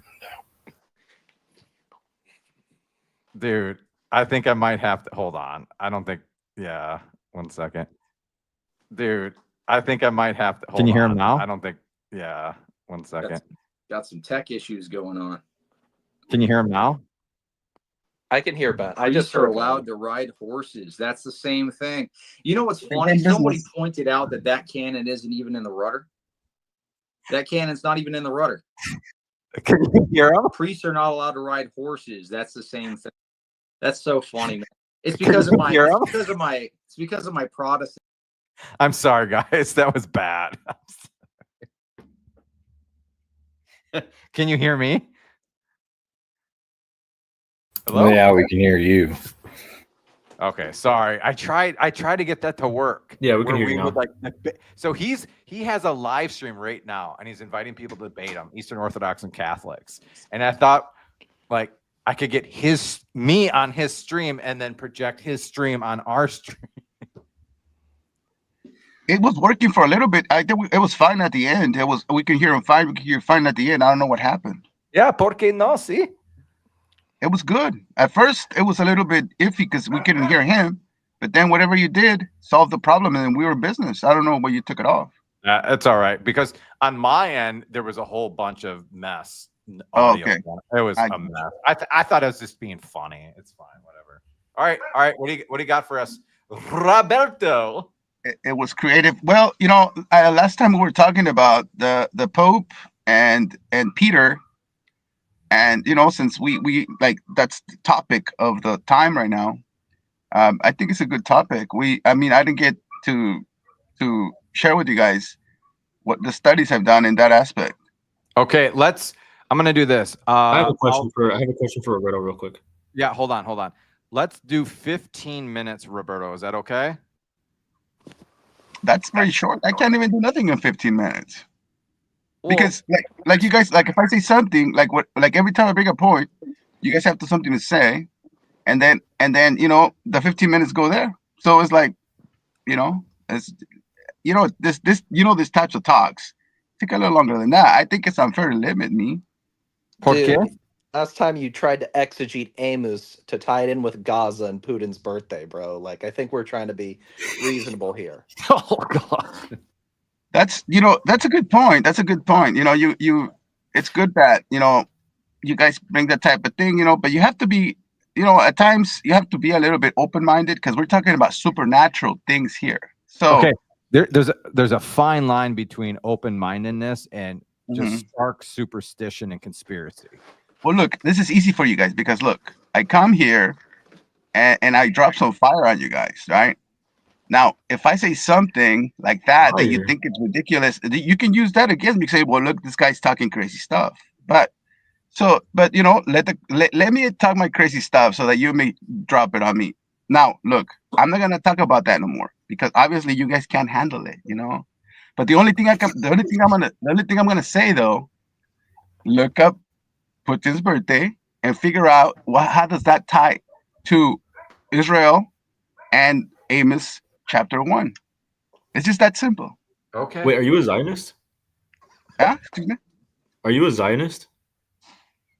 I think everybody who reads the Bible and has the heart given in God thinks is a Zionist. Yes. Oh man, bro, Roberto. so plugged. Well, okay, Bro, okay. brother, what? Hold on. Like, you know what I mean? That could be a fun but heated discussion. Would you be willing to debate Nick Fuentes on this topic? anyone. Look, guys, I'm gonna be honest with you. I have a lot of people avoiding me. You know what I mean? I like, a matter of fact, if somebody hears this, You? Sam Shimon, anyone, any top guy who could think, what's his name? Trent Horn, anybody of these guys, you know? Because all I'm doing is just talking Bibles, but anytime, please. It'd be an Apostolic honor. Kingdom, would you like to come on? Here, hold on. Hey, Eric, tell us when Putin's birthday is. He's actually not a human. He's not human. Well, I don't know about that, but I know I've heard of his birthday. It's very amazing.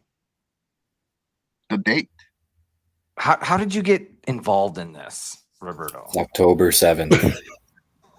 Okay, look, guys. You know, there's a Bible verse in Matthew 24 when it talks about, you know, the whole chapter of Matthew 24 is about the end times. You know what I'm saying? So Jesus goes on to explain everything. There's so much information in there, but also towards the end, he says, "And as the days of Noah were, so it will be at the coming of the Son of Man. For many will be eating and drinking and giving in marriage, and they knew nothing about what was going on until the flood came and wiped them all away." So in this day and age, you know, for incredibility, for not, you know what I mean? We're not watching, guys. You know what I mean? You have to watch. So when you're into prophecy and you're reading the prophecy and you're very aware of it, and then something pops up, man, and it just fits right into that spot, it means something, you know? Roberto? Yes. I love you very much. I'm going to say a prayer for you, but we're going to move on. This channel is not really for that kind of stuff. But I haven't even said anything. What have I said that's wrong? You've said a lot, actually. That's wrong? No, it's okay. We're just going to move on. It's okay. We love you. We're going to pray for you. You're welcome on back another time, okay? We're just going to move on from the Putin stuff, okay? No, let's move on. I don't want to talk about Putin. You guys brought it up. I didn't bring it up. You guys brought it up. I know, but I'm gonna try to get an Eastern Orthodox on tonight. Okay, you've been up here like 3 or 4 times. We love you. The beard, everything, it's all good. Let's talk about Peter. But see, you can stay if you can debate divine simplicity and things like that. You know, the metaphysics of the Trinity. Anything. Well, I agree with the Trinity. I have nothing with the Trinity. The only thing is that, you know, obviously I can see you guys are aware of some things, but I'm willing to talk about whatever topic you bring to the table. I don't care. Okay, let me ask you a question. Spaghetti or lasagna? True. Lasagna, of course. Lasagna, yeah, it's got more ingredients. Yes. Okay. Corona or Tecate? Tecate. Ugh. Tecate is actually the right choice. He's right. Dude, that is like the worst beer I've ever had. Dude, Corona tastes like fart. If anyone's being honest, Corona does taste like fart. It does, but it's a good fart. How are you able to distinguish them? That implies you've had many. What? You've tasted many farts. Because how would you know which ones are good and which ones are bad? All right, Roberto, I'll maybe let you on a little later or another time, though, okay? Okay, Eric. I look, here's the thing. Allow me to say this, though. You know, I love you guys. You know what I'm saying? I'm not disrespecting anybody. I'm sticking to topics, but I think you guys are a little bit nervous to bring me on, talk about a topic, you know? Honestly, I think that's what it is. I mean, I'm not being like, oh, here, like, I don't know, what do you call it, like, boasting or something, but it's truth, you know? Because I want to talk about the Word of God, and this is you guys are apologists. Robert, so, yeah. If we were nervous, I would never bring you on. Okay. Well, I mean, hey, but I'm here. But you look, I'm here, quiet, listening to you guys. You know what I mean? Only like I'm not interrupting or anything. Like I said, I'll stick to the topic, please, because look, I'm not gonna come again. You know what I mean? Because I don't like bothering.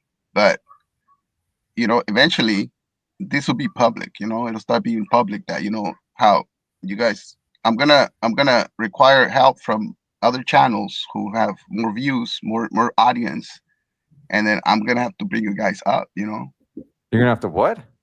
Bring it up, like Bring what just up? show, just show how the avoidance of the topics, because I come in strong with scripture and truth. Okay. And you guys, I think you guys just avoid that. Okay. We do love you and we will pray for you. Okay. Thanks for coming on, man. Thank you guys. Love you guys. God bless you guys. Oh, anyways, I'm shaking in my boots right now, boys. I'm Okay. really nervous. All right. So, okay. I think Roberto, we cannot let him on again. It's okay. Again, my bad. I'm sorry. But yeah, do pray for him, guys. We got 45 people in here. Please pray for him. Pretty please. Come on. I need an Eastern Orthodox in here. I need an orthobro. He said, I need an orthobro. I want to deep fry an orthobro. I'm trying to get, hey, Billy, can you join our Discord? We're trying to get you and Scathing Poo onto our Discord. Billy, Discord? No? Nah, the less women, the better. Wait, did I miss a super chat? Hold on. No women. Dude, really? Misogynist? Come on, man. Certified incel right over here. Oh, was it Cat Cans? Pray for the unity of Christians. Is it 2 months already? How old is Scathing Poo? I like it. I like it. Old enough. Oh.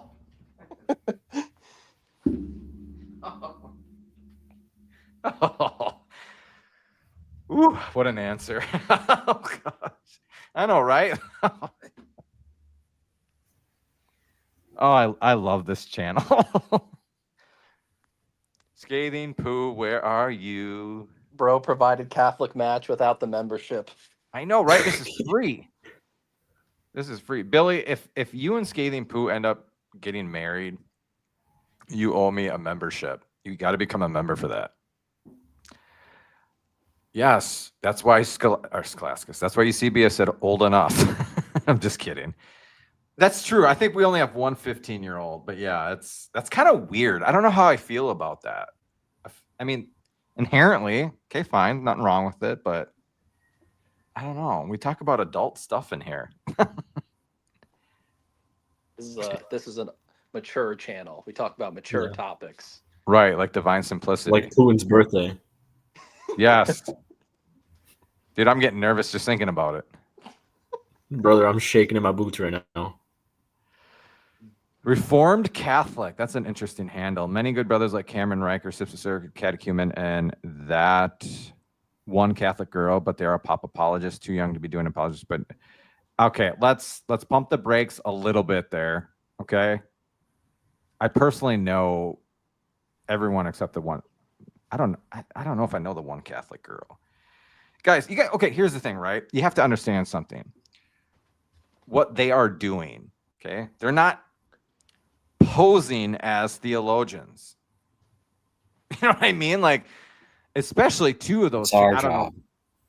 Yeah.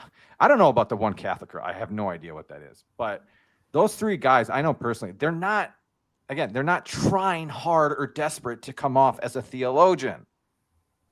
So don't be like, oh gosh, I can't watch these guys. You know, they just have no theological depth to them. And well, yeah, then don't watch them. Like, yeah, I think when it comes to your it's ridiculous. Sorry, go ahead, my friend.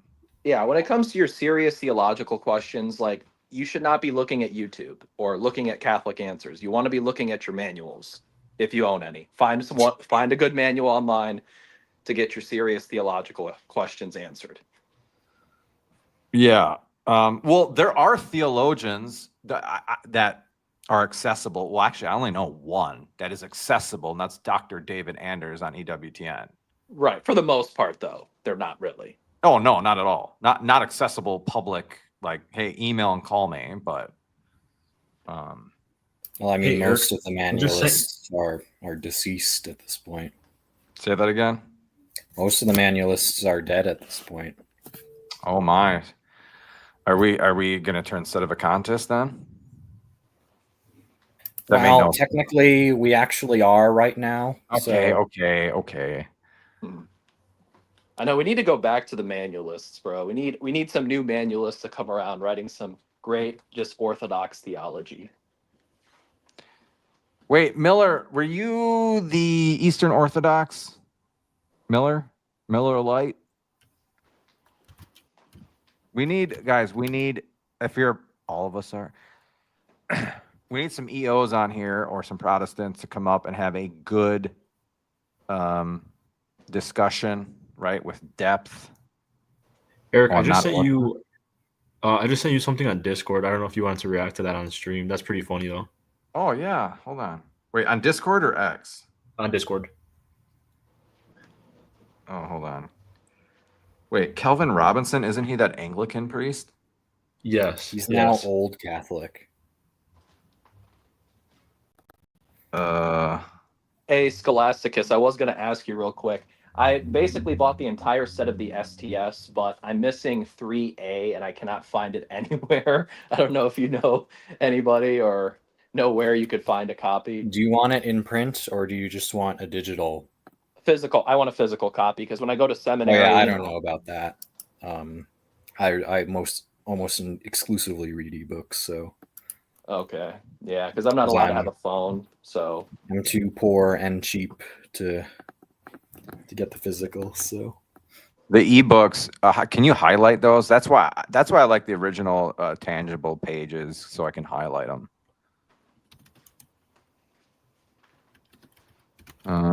Why can't I? Where are my messages? There we go. Okay. Okay, what do we got here?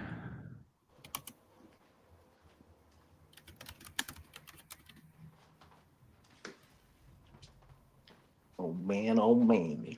Okay, I'll react to this. Father Kelvin Robinson. Nicholas, thank you.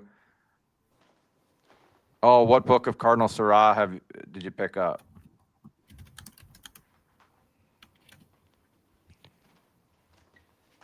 We got 13 super chats. Only need 17 more for my goal.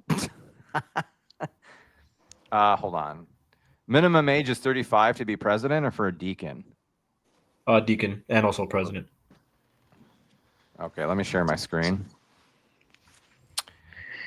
Hold on. Father Kelvin Robinson. All right. I promise to burn Amoris Laetitia, Fiducia Supplicans, and Traditiones Custodes. Okay. bad. Wait, is he like doing his like papal campaigning? Is this like a mock papal campaign thing? Probably. That's what I don't know the context of this, but fully legitimize SSPX, promote Latin as the official promote it. I was like, it is the official language. Promote Latin as the official language of the church and make the TLM the ordinary form of the Roman Rite, which is the ordinariate use as vernacular option.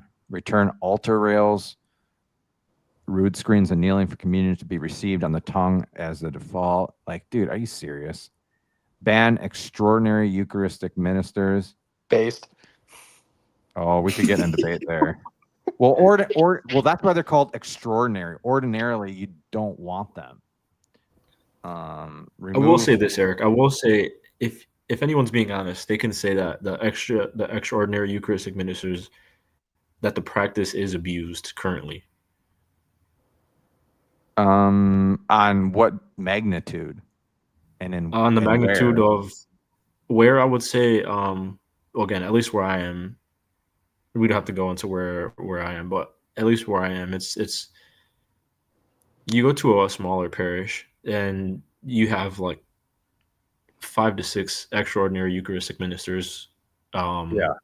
Whereas you can get through everyone in that parish in a timely manner, and it wouldn't take much longer. if it's just the deacons and the priest there. Yeah, no, I'm all for that, as long as it's pragmatic, it's a good pastoral decision or whatever. But gosh, I just lost my train of thought. So you have deaconcy in our diocese, right? In Wichita, we have no permanent deacons. Maybe we have one, I think. But it's because our diocese is like the formation of priests is just off the charts and always has been. So we have in our large parishes, we absolutely, I mean, it'd be unthinkable not to have an extraordinary minister of Holy Communion. But so when you say abuse, what kind of abuse? Because there's so many people going up to receive Holy Communion. Is it the extraordinary minister, or is it people receiving from them, and what are they doing? Yeah, I would say the people receiving from them, but also by abuse, I mean like there's just too many of them. Mm-hmm. At like the large parishes, or what? No, I like the smaller parishes where like it wouldn't be necessary to have even a couple. They would have maybe 5 to 6. Right. Okay. By the way, so, I do think the ministry is valid, and I do think it is a good practice and a good thing to have in the church. Just not when it's so common. Well, it's not. Again, it's not the ordinary way.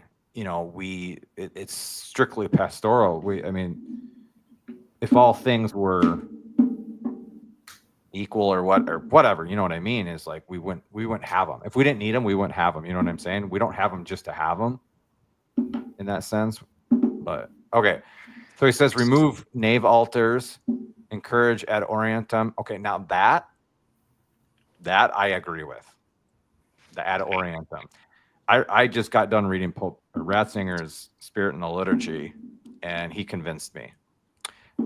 Restore the faculties of Father Frank Pavone. Okay, if there's one person that I agree with in that, it might be him, because of the way he recanted, repentant, and gave it up, and like moved on. Father James Altman, no, I'm sorry, get that out of here. Yeah, absolutely. Like, are you kidding me? And promote, dude. You know what, dude? This is a troll. This cannot be for real. I'm Bishop sorry. Strickland. Huh? I said promote Bishop Strickland to Cardinal. It's a troll, right? Cardinal Like, Strickland. this isn't real. This is a burner account. There's no way this is real. No, that's from his real account. Look at what the readers added, like the reader's context. It's below. The comments? No, it's below. Like the readers added. It's something. the concept below. Oh. Father Calvin Robertson is not a Catholic. Only Catholics are eligible to be elected pope. Dude, you know who this is right here? Do you see it or not? Who's bad at being a Catholic? Yeah, it's deuterocomical. That's his parody of Vatican Catholic, like with the Shroud of Turin. Bro, this is such a low IQ take. Pavone, Altman, and Strickland were disciplined for legitimate reasons, but you probably never looked into them. Okay, whatever. What else did he say? Bishop Strickland to Cardinal. Excommunicate Father James Martin and the heretical German bishops. Dude, demote Fernandez? Are you kidding me?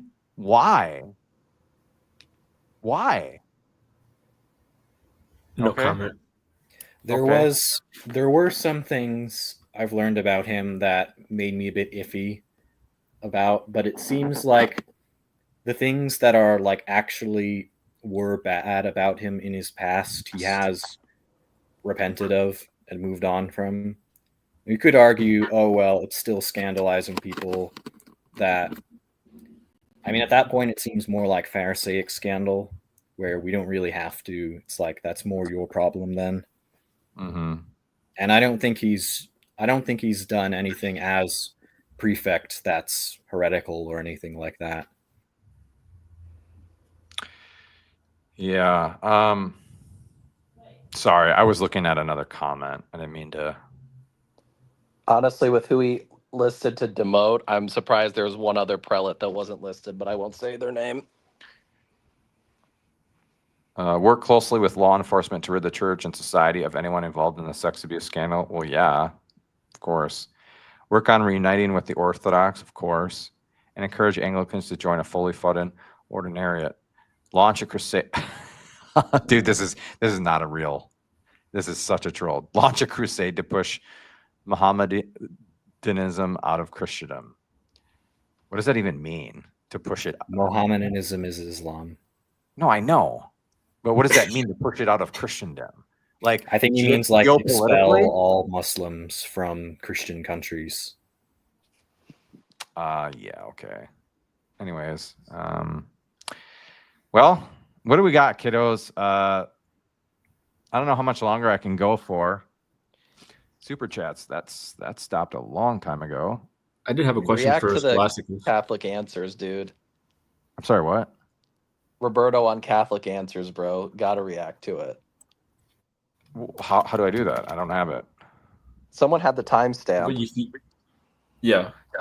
Someone's gonna have to give me the link and the timestamp. I'm not digging that up or whatever. Daxter, yes, the Pope goes to confession well, I mean, he should. I mean, Pope Francis did. I'm not. How often? How frequently? I don't know. I heard he went every other week. Pope Francis. Wow, really? I didn't know that. I know. Saint I think. Oh, sorry. St. John Paul II would go every day sometimes. And usually your confessor would be like, I think you're a little scrupulous here. But when you're St. John Paul II, I guess you're not. I don't know.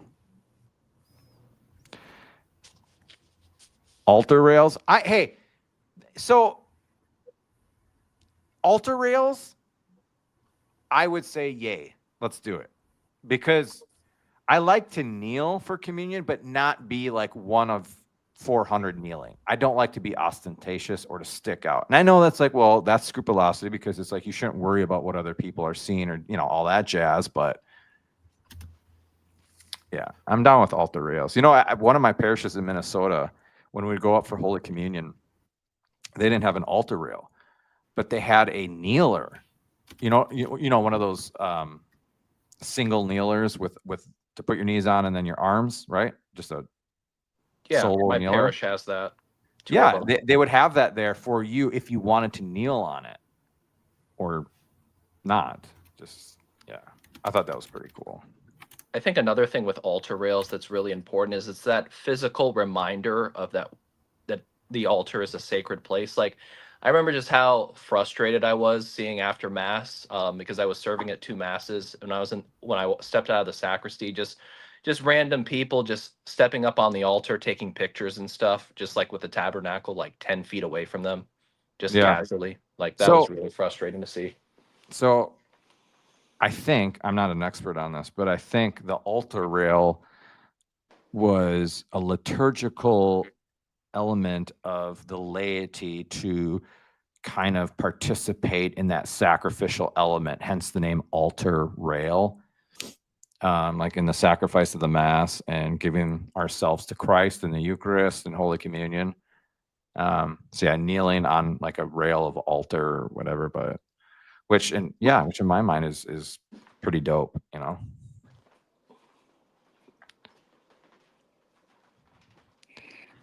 Guys, I think I got about 15 minutes in me. This is your 15-minute warning. All right, here's a good question. How do you go about confessing venial sins appropriately just to keep up with reconciliation? I've gotten scolded before for that. Well, yeah, I think you should keep doing that. I don't know why you were scolded, unless it is like out of scrupulosity and such, but people often forget. Well, the church explicitly in canon law and the catechism encourages the confession of venial sins. But there's also the fact that confession isn't just about like remitting mortal sin. It's not something you should only do if you've only committed venial sins. And Gabe, yes, it isn't necessary for the integrity of the sacrament, but it is a strongly recommended practice, because one of the purposes of confession is receiving the graces necessary to overcome those sins. And after a while, after a person starts becoming, reasonably holy, they've stopped committing mortal sins regularly. And the only sins they regularly commit are venial sins. And so if they want to grow any further in sanctity, they need to confess venial sins. Well, they don't need to. There are other ways to obtain these graces, but basically it's a strongly recommended practice. And especially if the priest is offering himself to hear confessions already, he shouldn't really be, like angered at that, unless it is like out of an actual scrupulosity, which is harmful spiritually. But So this is what I would say. That was a good explanation. And I forgive me if you already said this, Scholasticus, but one of the elements of the sacrament of confession is not merely receiving forgiveness of your sins or absolution. That's kind of like the negative aspect of it. The positive aspect of it is you get an increase of sanctifying grace, and you get the strength and the graces to avoid future mortal sins or even deliberate venial sins. And mentioning venial sins, there's deliberate venial sins, and then there's the venial sins that you fall into through like a weak nature or what have you not. And so if you're committing deliberate venial sins, habitual venial sins, I would recommend to go to confession for those, especially because deliberate venial sin will really impede growing in virtue, like a lot. And I think many Catholics don't really realize that. They only go to confession if they've committed a mortal sin or more than one. But yeah, and then they'll think deliberate venial sin is fine, but it's, yeah, I know Garrigou Lagrange talks immensely about deliberate sin and how awful the effects are on the soul, and how people don't realize those effects and what you need to do to get out of those habits of committing those daily deliberate venial sins. Yeah, another aspect too with indulgences, if you have any type of deliberate venial sin, you will not be receiving any indulgences whatsoever. So Yeah. St. Francis de Sales in Introduction to the Devout Life talks about that heavily, that obviously first and foremost removing all mortal sin from your life, but then the next goal, which is harder to achieve for sure, but with strong mental prayer, frequent reception of the sacraments, lots of holy hours, especially in, that is what's necessary to, remove all deliberate venial sin from the spiritual life. Yeah, and just remember deliberate venial sin, right? You know this is wrong, and then you continue to do it for the pleasure of it or whatever, Whereas falling into sin, non-deliberately or whatever through your weakness. So, for instance, I'm a father. I'm not saying I don't deliberately sin, okay? I'm just making an example, but I'm a father. I can't tell you how many times I have fallen into venial sin because of my kids pissing me off. I'm just gonna, you know what I mean? It's like I didn't premeditate this, but just the frustration and the frustration and the annoyances of my kids really got my concupiscence like inflamed, and so I just lost it. But I didn't, deliberately go into my kid's room and just start cussing and getting angry and stuff just for the heck of it. That would be like deliberate. But and then yeah, so like deliberate venial sin. So I would say, oh, what's a good example that maybe a lot of us do or don't do? Like cussing. I'm trying to think. Being attached to things deliberately. I don't know. But yeah, you get the gist of it. Let's watch this Sola Scriptura. Our Roberto friend was on Catholic Answers. Do you guys know who this cat is? On the microphone right there? Who is that? So Doesn't he work? I think he works with like the Spanish team, I think. Okay. Eusebius, did you say Joe Heschmeyer? Yeah, that's clearly Joe Heschmeyer. Guys, that's Joe Heschmeyer after a 5-day crystal meth binge. Okay, thanks for that timestamp and giving me the okay, let's listen to this. This ought to be good. Back to the phones we go because there's only a few minutes left. We go over to Roberto in Southern California, watching on YouTube. Roberto, welcome to the show. Thank you so much for having me, gentlemen. Mhm. I was listening to the question, just this prior one, and if I may chime in with my idea here, what was my opinion? Okay. When it comes down to this Mormon stuff, it is very clear that the Bible, the Word of God, is true because it says that this gospel will be preached to the whole world as a witness to all nations. That's And they shall begging the be found. question. And there are much more that prove that. But, so, we ought to believe the Bible, because it's truth. And also, let's recall what Roberto, it says in Galatians. Roberto, how can I be of service to you? Okay, I was just going to make a comment real quick. I was going to ask you a question. I mean, guys, there's 4 minutes left in the show, right? You got to kind of cut to the chase. So, yeah, give him a little credit there. But like in Galatians, it says that whoever comes with another gospel, let's not listen to them. So, it's obvious that Mormons come with another gospel. Okay, so moving that aside. I also listened to the gentleman, his name was Robert. I remember because it's Roberto, right? How to get that out of the way. He said, his question It was wasn't about even a the 12 question stars related in the to that. crown He was just Right. like of the saying Virgin this Mary. stuff. Now, in Revelation chapter 1, Revelation 21 speaks of this subject further. But it says that the 12 crowns, the crown and the 12 stones. See, sorry to interrupt, but we see this a lot This is in giving me a evangelical. headache. We see a lot of this in evangelical circles and some Protestant circles where, okay, obviously this isn't coming from a spirit of docility or wanting to learn. It's just you want to preach and you want to teach, and I don't really get why he's going on Catholic Answers to but whatever. Are for each tribe of Israel, and it says that the bride coming down out of heaven is the New Jerusalem. What do you think of that? What passage are you referring to? So in Revelation chapter 12, verse 1, it says that a sign appeared in heaven, right? Right. And it says that a woman with a crown and 12 stars, right? And in Revelation chapter 21, it goes further to describe who this woman is. And it says that it's New Jerusalem with the crown being the stones of the 12 tribes of Israel. That's why he mentioned that, I think. Well, it doesn't mention a crown in Revelation 21. That word does not appear in that chapter.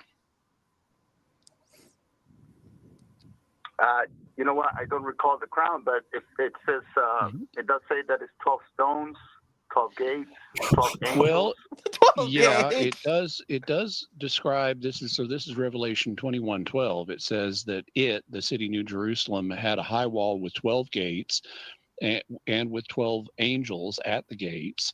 On the gates were written the names of the 12 tribes of Israel. And there were 3 gates on the east, 3 on the north, 3 on the south, and 3 on the west. The wall of the city had 12 foundations, and on them were the names of the 12 apostles of the Lamb. We're also elsewhere told that the gates were made out of giant pearls, which is why you'll hear people describe them as the pearly gates, because they're made out of giant pearls. And the foundations of the city are made out of different precious stones. But so that's what Revelation 21 says. What's your question about it? Well, because if you start from verse 9, it says that one of the 7 angels who had the 7 bowls with the 7 last plagues came to me saying, "Come, I will show you the bride, the wife of the Lamb." And, and so he carried me to the heaven, and out of heaven came, it was because this refers in Revelation 12, it refers that a sign appeared in heaven. And right here, it's describing a woman in heaven, but it's the bride. And it goes on to consequently describe the 12, everything's described because God speaks in parables, so this is clearly fitting. Now, so what's your question for me? How many times does he have to ask that? And so if you notice about, I would say doomsdayers or Zionists. It's always about apocalyptic literature, prophecy, and then all these Gnostic elements read into all of them. It's just, oh gosh, pray for this dude. And guys, look at all those pipes. I thought you only needed 1 or 2. He's got like 20 pipes back there. What's going on there? I don't know. If Revelation 12 speaks of the Virgin Mary, is there another witness to that? If Revelation 12 speaks of the Virgin Mary, is there another witness to Revelation 12 speaking of the Virgin Mary? Is that the question? That's it, yes, clearly, yes. Thank you. Well, there are certainly a lot of people who have interpreted Revelation 12 as being about Mary. I mean, the text itself indicates that she gives birth to this man-child whose destiny is to rule the nations. And in context, Revelation 12 associates the man-child with, that means a male child is all that means. The male child is associated with ruling with a rod of iron, which is a symbol of the Davidic kingdom in the Old Testament. And so it's clear that this woman gives birth to Jesus. So one of the things she represents is the Virgin Mary. That is not the only thing she represents. I think you're correct that the do you guys still want to watch watch this? That we see in Revelation chapters 21 is also linked in.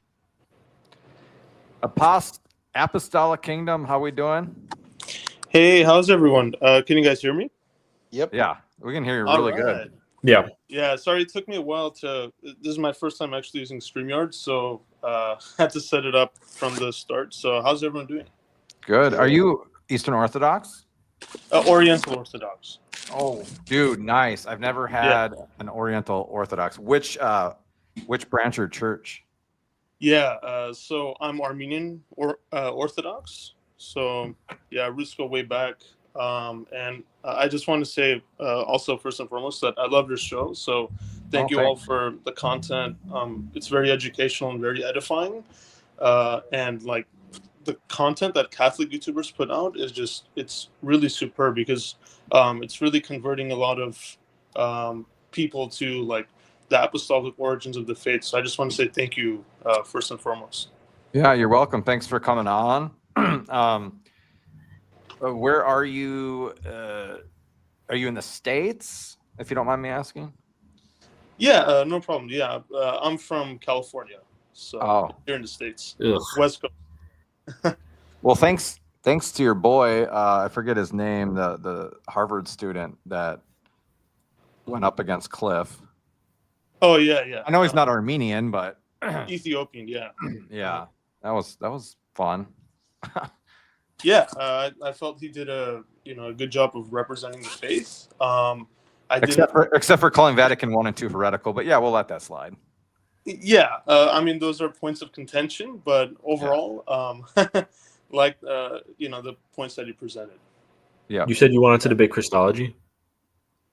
Sure. Yeah, if you guys would want to, I'd love to get into it, but knowing as we probably have like a short amount of time. I can just keep it like very succinct if you guys like to get into it. Unless I get a bunch of super chats, yeah, I'm gonna have to go pretty soon. But are we gonna talk? Are we gonna talk about Chalcedon or? Sure, if you guys would like. So you can steer the conversation. Yeah, I'd have a question to start, and this isn't even like a one-up kind of thing, right? So when our Lord in the Garden of Gethsemane refers to the distinct will he has from the Father, obviously I'm sure you know that the Chalcedonian Christian is going to answer by the dogma of diotheletism. So how would this is something I'm actually curious about. How would the Oriental Orthodox explain this? Because we obviously believe Christ is two natures, two wills. Right. Yeah. So I'm by no means like a spokesperson on behalf of the Armenian Church or like the Oriental Orthodox Communion, but just like to the best of my understanding, because I'm still just laity. So we'd say that obviously Christ has one will, and so like just going back to the origins of his incarnation, when of course he was birthed as a man, he has the self-same will as God. So he was basically tempted, as it says in Scripture, at all points, yet without sin. So he was subordinate to the Father, yet fully equal to the Father in every way. of course, just as a son. So we don't see any points of contention like regarding his will. Of course, he has autonomy as the son, but he's still fully in agreement with the Father within every way. Yeah, the only thing I'm just, if you could substantiate a little bit, if not, that's fine, is when you say one will, because obviously there's only one will in God, right? I mean, you had said that too.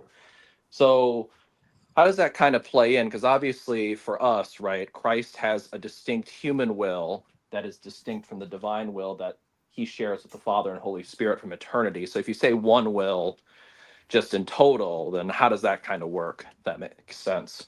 Sure, yeah, and this was actually getting to the crux of the argumentation that I wanted to go over. This is like sort of fast forward, but if we go to the incarnation, because there are metaphysical differences between what the Oriental Orthodox believe, known as Metaphysicism, and then what basically all of the other communions of Christianity believe, which is that are non-heretical, which is Theophysitism. But in the Metaphysical Christology, so you're going to have two what's known as hypostases, so two particularized natures, one divine hypostasis and one human hypostasis, which at the incarnation perfectly and harmoniously combine into a singular nature known as miaphysis in the Greek, which basically brought together the self-same will of Christ. So he's operating in that one will from his incarnation and onwards into eternity forever. So it was that will was will for Metaphysicism is proper to hypostasis, but again, after the incarnation, it's just one will. So we only say one will. Hold on just a second. I'm sorry to interrupt both of you. You can get right back to that. I just have to answer this super chat really quick. Is Bishop, if you're still here, Brigham Young, is Bishop Barron's Dare We Hope idea heretical? No, absolutely not, because it's hoping that all men are saved. It's not saying that he thinks or that they will, but it's just hoping. I mean, really, that's what we pray for in the Eucharistic. Well, you don't know the Eucharistic prayer. I believe it's number, it's number 2 or 3. And then Divine Mercy Chaplet, and then the Fatima prayer. I mean, why wouldn't we? It'd be contrary to divine mercy and love to not want or hope all men to be saved. All right. Go back to you guys. I'm sorry. Okay, so my next, I'm trying to understand, right? And I'm not trying to like full on formally debate you, right? If you tie will to hypostases and not to the nature, wouldn't that logically follow there's 3 wills in God? No, because after the incarnation, you have the perfect harmony of both hypostases, of the divine and human hypostases. So it's no longer 2, but 1. So they're in perfect harmonious union. Okay. Yeah, which is exactly our point of contention, actually, with Theophysitism. So I can actually turn it around respectfully and say, like, how can you have 2 wills, even within, trying not to get too metaphysical or like complex here, but, within the singular divine hypostasis of Christ, yet we know it's subject to the single hypostasis, but how can you have 2 like wills? Doesn't that imply 2 persons? So it's very back and forth, but Metaphysicism just essentially it emphasizes the oneness of the unification of the incarnation. I guess to respond back, I mean, I think the distinctions are necessary just because, I mean, with language and terminology, right? Like, obviously, your point of contention with me is to say that my view presupposes Nestorianism and yours was monophysitism, which obviously we know that's not the case for either of our views. So, and Scholasticus could step in and correct me if I'm right, if I'm wrong on this, but I believe Pope St. John Paul II did sign a declaration with one of the Oriental communions that both formulations can be considered like acceptable, I guess. Yeah, I've heard efforts of like possibly, I mean, this was probably very hypothetical and like circulating around the laity, but I've heard of like rumors of like Chalcedon possibly even being a localized council, which, it just, I can pick apart Theophysitism, but like ultimately, just like getting to the bottom line of why, I would go ahead and select Metaphysicism as the more proper Christology, if you will, is just because of the historicity of it and the Ephesian Council of 431. Like St. Cyril's 12 anathemas alone, which were dogmatized at the council, like clearly teach Metaphysitism. So Diaphysitism, to even put it respectfully, it sidesteps Christology to like an ever so slight degree. So just to keep it, pure and just strictly according to the writings of the early church saints, I would just stick with Metaphysitism. Let me see. I mean, I can see your argument, but when it comes to our understanding of Christology, I mean, obviously, we know that your guys' formula is from St. Cyril. I mean, obviously, I'll be honest, we do have a point of contention with you guys with how we interpret Cyril. But I don't know. I mean, I'll be honest, when it comes to like the really deep metaphysics of it, I wouldn't say I'm an expert on it. I'd say my more point of contention is that the language can be a little bit problematic because, I know you guys obviously say without mixture when it comes to the nature, the humanity and divinity of Christ. I think that was the main point of concern at Chalcedon. And I think, obviously for you guys, when you heard like the two natures thing, that kind of presupposed for you guys that we were referring to two persons. So I think my main thing when looking at it, really, I think it's just more of the language and articulation in of itself. That's kind of the main point of contention, as opposed to like, okay, we're clearly teaching different theology. I guess that's kind of how my perspective on it is. Because I have actually a close friend who's Coptic Orthodox. I mean, he's not really studied at all, so we don't really have discussions about it. But that's kind of my impression when I've looked at it, just because I can see the different emphases for the points. I just personally, I look at diophysitism as the superior Christology because there's a clear distinction between the humanity. And I just personally, like I said, when it comes to the distinction in the wills, I think there's a clear understanding that there is a human will of Christ that is distinct from the divine will that he shares with the Father and Holy Spirit from eternity. I just don't see how that's articulated well in metaphysic Christology, I guess, is my main point of contention.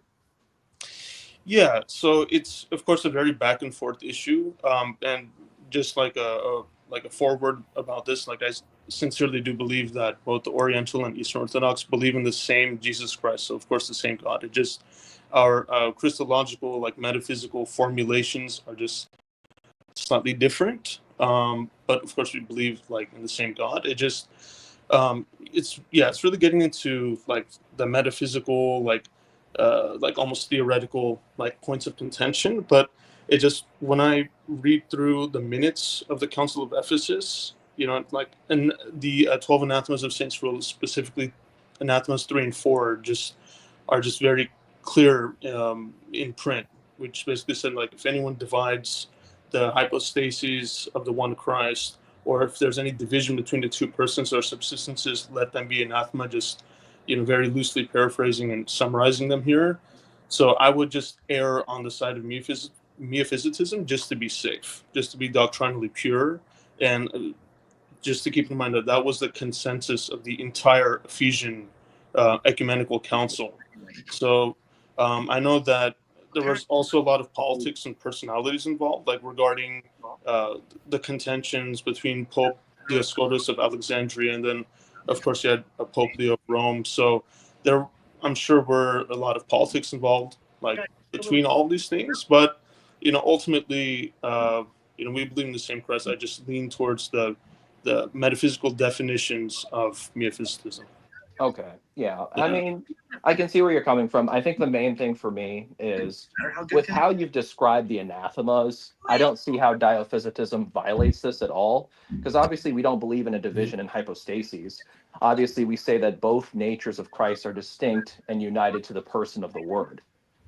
And like we say distinct but united. Whereas for you guys, when you say that it's like this one sort of nature, right, you always make sure to add the idea that it's without mixture, whereas opposed to make sure we want to emphasize the distinction of the two natures, but they are still united to the person of the Word.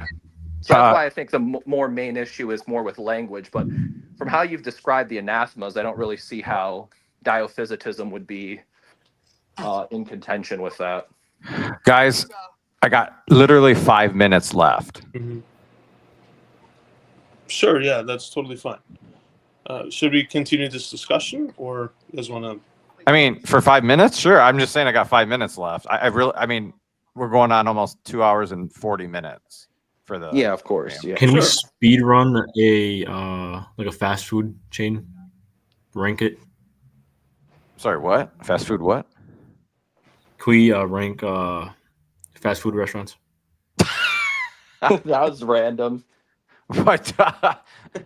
Oh wow, yeah. What? Talk about switching topics there. Sure. I mean, there's so many. That How was a do joke. you do? Oh, I would have. Yeah. If you guys would like, I can like elaborate. Like, if you want to close out for the last 5 minutes on the topic of Christology, I'm definitely willing to do so. Yeah, that's cool. That's Okay, awesome. So just like to conclude, like my final thoughts on the subject matter, it's just the main contention I have with Theophysitism, like specifically, is because like the metaphysics only has a singular divine hypostasis of Christ, and then contained within are the two natures of Christ, right? So divine and human.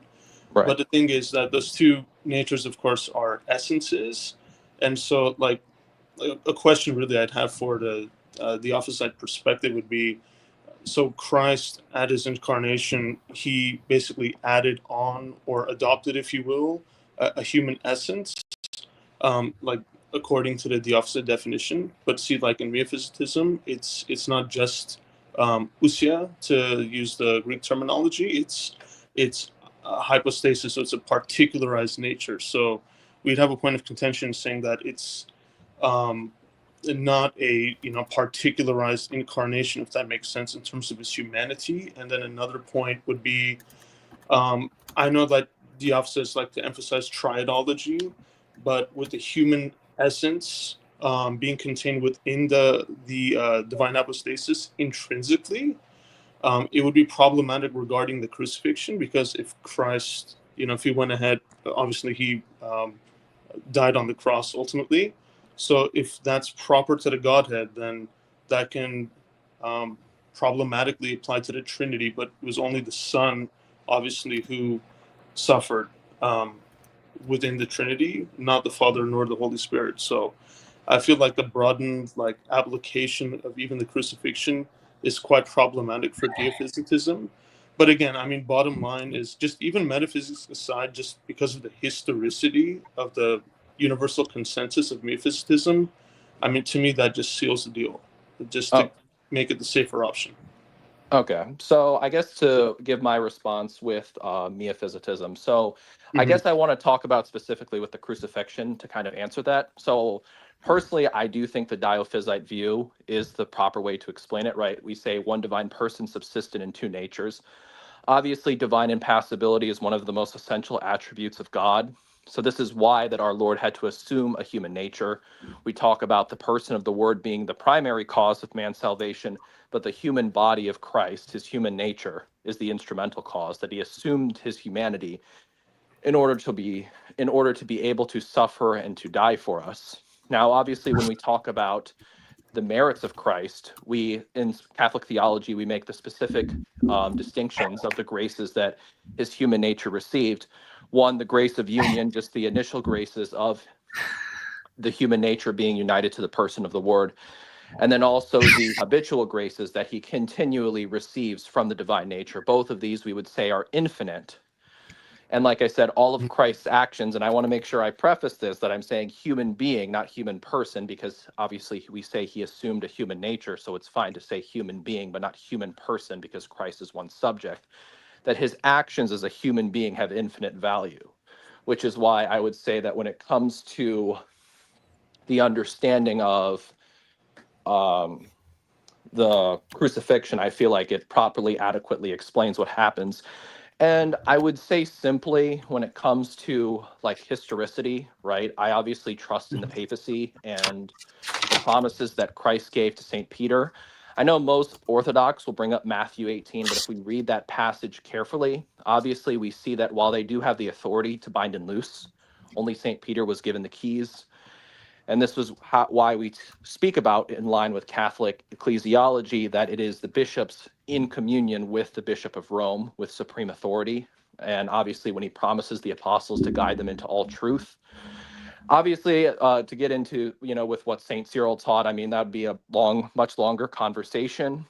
Obviously, we'd have our contentions about how exactly St. Cyril articulated his Christology, but I would just say in general, Diophytism was the view that was dogmatically promulgated by Rome, and obviously the authority of Peter and also St. Paul, which isn't mentioned quite enough, is delegated in Rome.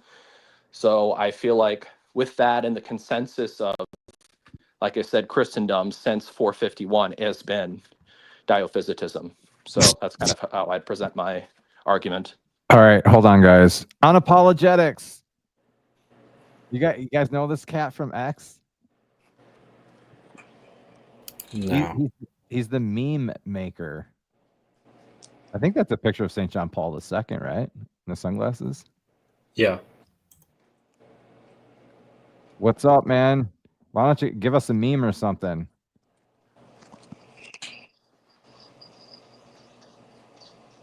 Guys, I gotta go. I'm done. I'm toast. I'm gassed. Wait, there's one last thing I'd like to demonstrate. Yeah, sure. Your minds are gonna be blown by this. Are you ready? Wait, Putin's birthday in Amos? No, it's even better. All right, ready? Yeah. Oh, guys! What? Scholasticus! What? Bro. Well, my parents finally gave the green light, so. Look at it. Guys, he's a human. Oh, man, he's not a robot? Oh, this just made my whole night. It was worth more than all the super chats I got. Yo. Okay. Oh, that's great. You look like a Dominican, bro. Can someone clip that real quick and we'll make it go viral? Yeah. Oh, Scholasticus, I can't remember. Did you tell me your first name ever? I don't know, but it's Emmett. Oh yeah, no, you did. You did. I remember. Emmett Till. I just forgot it. Emmett Smith. Okay. I'm gonna be honest, I don't really like it that much because two reasons. One, I can't really find a saint related to it. And two, it's very awkward to Latinize. Right, just phonetically, right? Yeah, the way I've done it, I think I'm gonna do it is EMMETIUS, so Emetius. Unapologetics, man. You better subscribe to my Mennonite. channel and come into these live streams. We need you in here, man.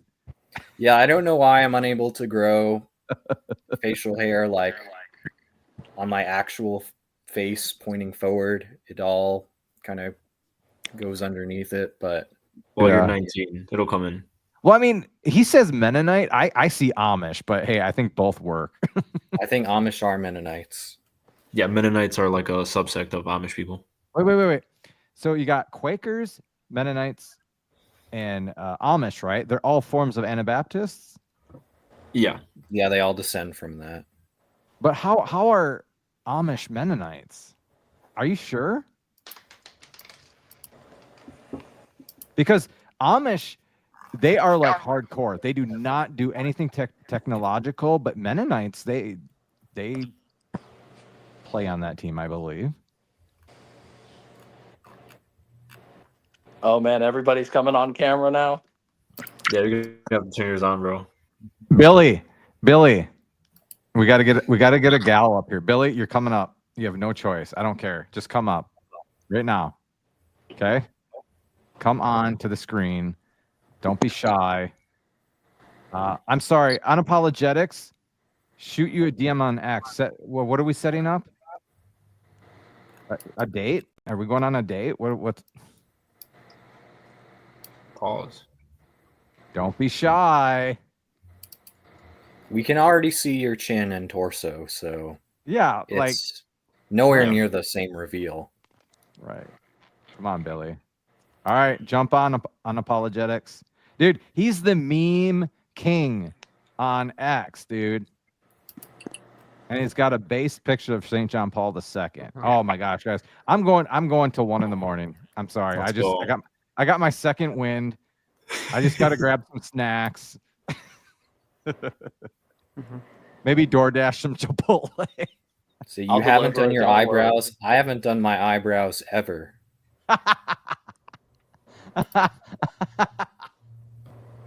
So Oh my gosh.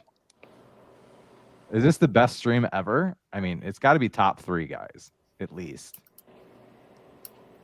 Got to be up there, dude. Hopefully it blows up. Did the other Eric come back to follow up? What other Eric? Was there another Eric on here? I'm lost. I think Eric Castelli. Oh, okay. Oh, But he wasn't on here tonight. no, he wasn't. All right, guys. I just want to quickly mention thank you guys for having the chat and for the awesome discussion. I actually have to jump out for now, but hopefully we can do this again soon. It was really awesome to meet and speak with you guys. So thank you so much and have a blessed day. God bless you, dude. Real quick, Here, what's your first name? First name is Harry. Oh, you hesitated. I think you gave us a fake. That's okay. Everybody, we got 34 people in here. Pray for Harry. Say Hail Mary for him. Thanks for coming on, Harry. Thank you all. Thank you so much. And again, I really appreciate it. So thank you all. You're welcome. God bless you. Okay. Have a wonderful day. You too. Oh my gosh. God bless. Unapologetics. We need you on here. Oh, we need more people from X Twitter to come up. So this is streaming on X, but nobody pays attention to streams on X. But apparently it got unapologetics attention. I didn't even know you could do that, actually. I got a question for Scholasticus. Or for Emmett. Oh, here. Yes. Unapologetics. Click on this link. Click on that link. What regnal name would you pick, Emmett? Billy, can you say 3 rosaries for me? What regnal name would I pick? Well,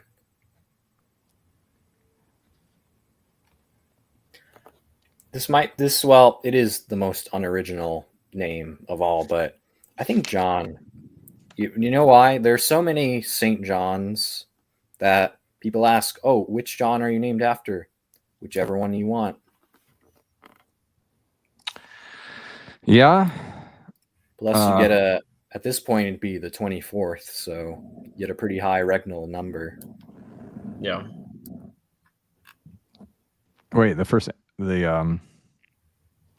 yeah. St. John the 23rd. He had a good sense of humor, didn't he? Mm-hmm. He liked to eat. Is it true he was supposed to be like a transitionary pope, and then he just convened a ecumenical council? I think like a transition pope isn't really like an official category, but I think that was what a lot of people had in mind when they elected, him when he was 78. No, Gabe. No one can ever pick Peter II. Yeah. The way you tell the true church from a false church is if they have a Peter II. Only the anti-popes have Peter II. True.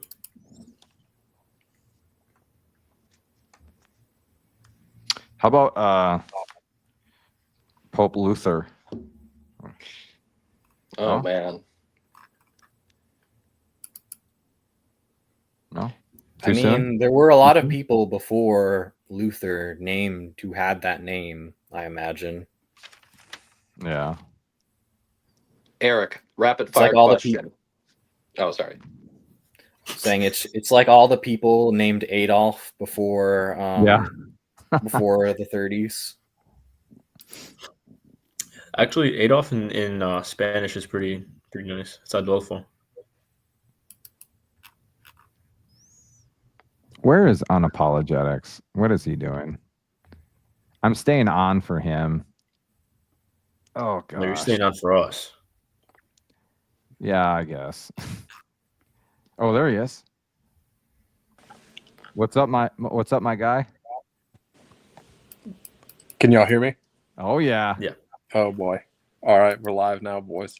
Oh yeah. Is this your first time on a live stream like this on YouTube or no? This is the first time I've ever been on YouTube. I usually jump on Twitter Spaces. Yeah. Twitter's Yeah, really my go-to. I mean, I use YouTube and it's the same username and stuff, but I mean, I haven't done any YouTube live streams or anything like that. Yeah. So tell us a little bit about yourself. I know you from X, and you got some of the best memes. I really like the Sesame Street Elmo cocaine memes. Those are my favorite. And I like the no context. You just like throw that out there. Yeah. Yeah. I've done a few of them like that. I mean, I've kind of got in the habit of and the memes that do the best I found are like the Soy Jack, Wojak, Chad memes when I make like little comics and stuff. But other than that, yeah, it's just like my little hobby. People ask what my hobby is, and I'm like, well, I've got two nerdy hobbies. One, I play D&D with a few dudes, and then the other one is I make stupid memes for Twitter. Right on. Hey man, whatever floats the boat. But where are you from, and are you Latin Rite? And I mean, tell us about yourself. Yeah, we're Latin Rite. Me and my wife and my kids, and that's how I was raised. I'd be down to go to a Byzantine rite or a Maronite rite or something like that if that was available, but nothing like that's in my area.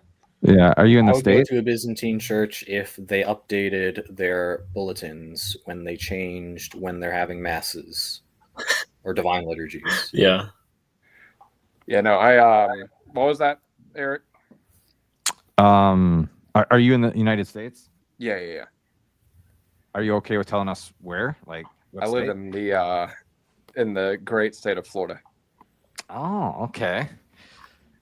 Right on. First Chasing mass alligator? in America. Yeah. Yeah, Roughly. we eat alligator. I mean, we hunt alligators, actually. That's kind of like one of my other little hobbies is hunting. I have eaten alligator. It was an appetizer at a Minnesota restaurant, and it wasn't bad. Not gonna lie. Oh yeah, it's the swamp chicken, man. It's good. Yeah, it was a little gamey, but a little swampy. But I choked her down. It is. Alligator's pretty good, fried up with some remoulade sauce. It's good. What the one time or the really only way that I don't like alligator is I had some buddies that made alligator jerky, and that shit's gross. Oh. It's fishy. It's gnarly. It like distilled out all of the good flavor, and it was just like swamp water was what it tasted like. Oh man, you got an acquired taste for that, huh? Yeah, need one. Yeah, I mean, it's it's kind of a Cajun food, and kind of where I'm at is very heavy Cajun influence, and we're rednecks in Florida. Native Floridians are rednecks. Yeah, Scholasticus has a redneck, but we don't hold it against them. I do. I didn't know that the Mennonites could be redneck. In me. So okay, all right. We're all dispersed. Well, with the exception of Michael and Eusebius, we're all dispersed across the continent here. Down in Wichita, we have a huge Mennonite population. Do you guys have either Amish Mennonites or Quakers where you guys are at? Yeah. No, they'd probably be pretty close to me. I mean, relatively speaking in terms of the whole country. Yeah. Yeah, we have some Amish people where I'm at. Yeah, where I'm in Michigan, we have about everybody but Amish. So you do have Mennonites? Oh, wait, what are Mennonites? Honestly, don't know. It's They're a kind of form of Anabaptist. Anabaptists. So they come from Zwingli, and they're basically just what would you call them? They're just Amish people that they're just Amish people that Baptists, integrate. basically. Yeah, they just like integrate into society a little bit more than Amish people. Yes, Like, exactly. In Mexico, where my family's from, there's like a ton of Mennonite people. In Mexico? And yeah, oh yeah. Oh. The rise of Protestantism in the Hispanic world is sad. Well, I mean, the rise of Protestantism in any Catholic place, is sad, but that really gets to my heart. Thinking, how much Spain has done for the church. Yeah. Now look at, Catholicism was the Spanish state religion until 1978. Yeah. Like my parents were alive. I mean, they were only 3, but they were alive like when Spain disestablished. Yeah. Wasn't that shortly after Franco died? Yeah, so Franco died in 1975, and then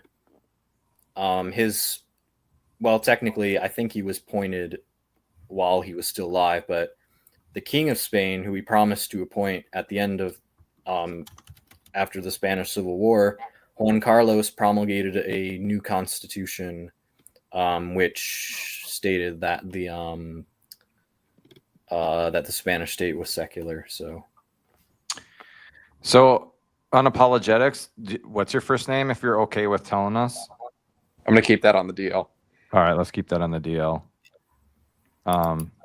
So then, what's your social? I post way too many hot takes on Twitter for me to let that information get out. All right. Yeah, no problem. What's your social security number by any chance? That's what I just said. You didn't hear me? Not happening, boys. Not happening. It was worth on a the shot. DL, I posted a pretty hot take about the Jews earlier. And nothing anti-Semitic. Easy now. Easy. Yeah, take it easy. All I said, it's for the same reason I had to write up at work with the one pretty far left guy, as he overheard me say that the most Jewish thing that a Jew can be is Catholic. And he didn't like that. He thought that was bad. Oh, man, dude. You got written up at work? Yeah, I got reprimanded by my boss because he heard me, or the guy went in and complained about it and said, do you work at Wendy's? No. No, I work at a fairly kind of upscale, snooty business in my area, and not like a store, but like a firm, without giving up too much. Bro, you can't be saying that. You can't be saying that. And yeah, anyways, the guy, well, it started out, hot take again, was he was talking about the Israel-Palestine conflict, and I said, I'm not the biggest supporter of Israel, and he was like, oh, you're pretty pro-Palestine, and I was like, no, the Holy Land belongs to Rome. He was like, oh, okay. All right. We had a guy on here earlier talking about why, if you read your Bible, you would be a Zionist. Yeah, that would be a good thing to do if we had the time, but if we only have 5 minutes, you can't really get that much. Yeah, it was. We were going down a rabbit hole of rabbit holes with some apocalyptic prophecy. How long has this been going on? Holy moly, I just saw it. 3 hours. Wow, that is... No, this is the third stream. We've had 3 of these today, so this is 9 hours. Yeah. Oh my gosh. I'm kidding. It's just this one. I was about to say, I got like a family and stuff. I do too, but heck with them, Yeah. I've got more important things to do, wife.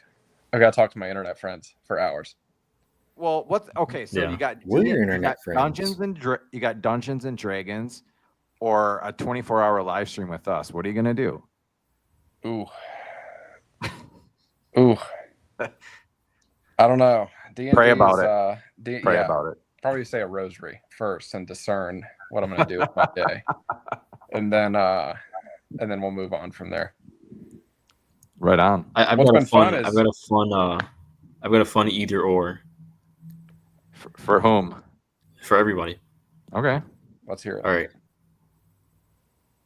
Watch 3 hours of Peter Diamond and VaticanCatholic.com videos, or suicide. That's the answer. I was gonna say I've eat a bag of never rocks, actually but watched yeah. one of their videos. Yeah, I'd rather have all of my teeth pulled out and then placed somewhere else in my body than listen to Peter Diamond videos for more than, I don't know, a 20-second clip that I accidentally come across on my YouTube feed. Well, actually, I think it depends, because they do have some videos that are like that, not the ones about like sedevacantism and such, but like the ones about like there was a like hour-long video they did on the Immaculate Conception. That was decent. Not only that, but his a couple of his videos on Eastern Orthodoxy. Yeah, amazing. I'll give the Diamond Brothers that. I'll give them that. That Yeah. their refutations of Orthodoxy I think are pretty solid, but the sedevacantism stuff is just hot trash. Yeah. It's hot. I don't think they've released Gobble. anything on the death of Pope Francis, though. Oh, they're working on it right now. Guaranteed. Oh god. Right now. Yeah, that's unfortunate.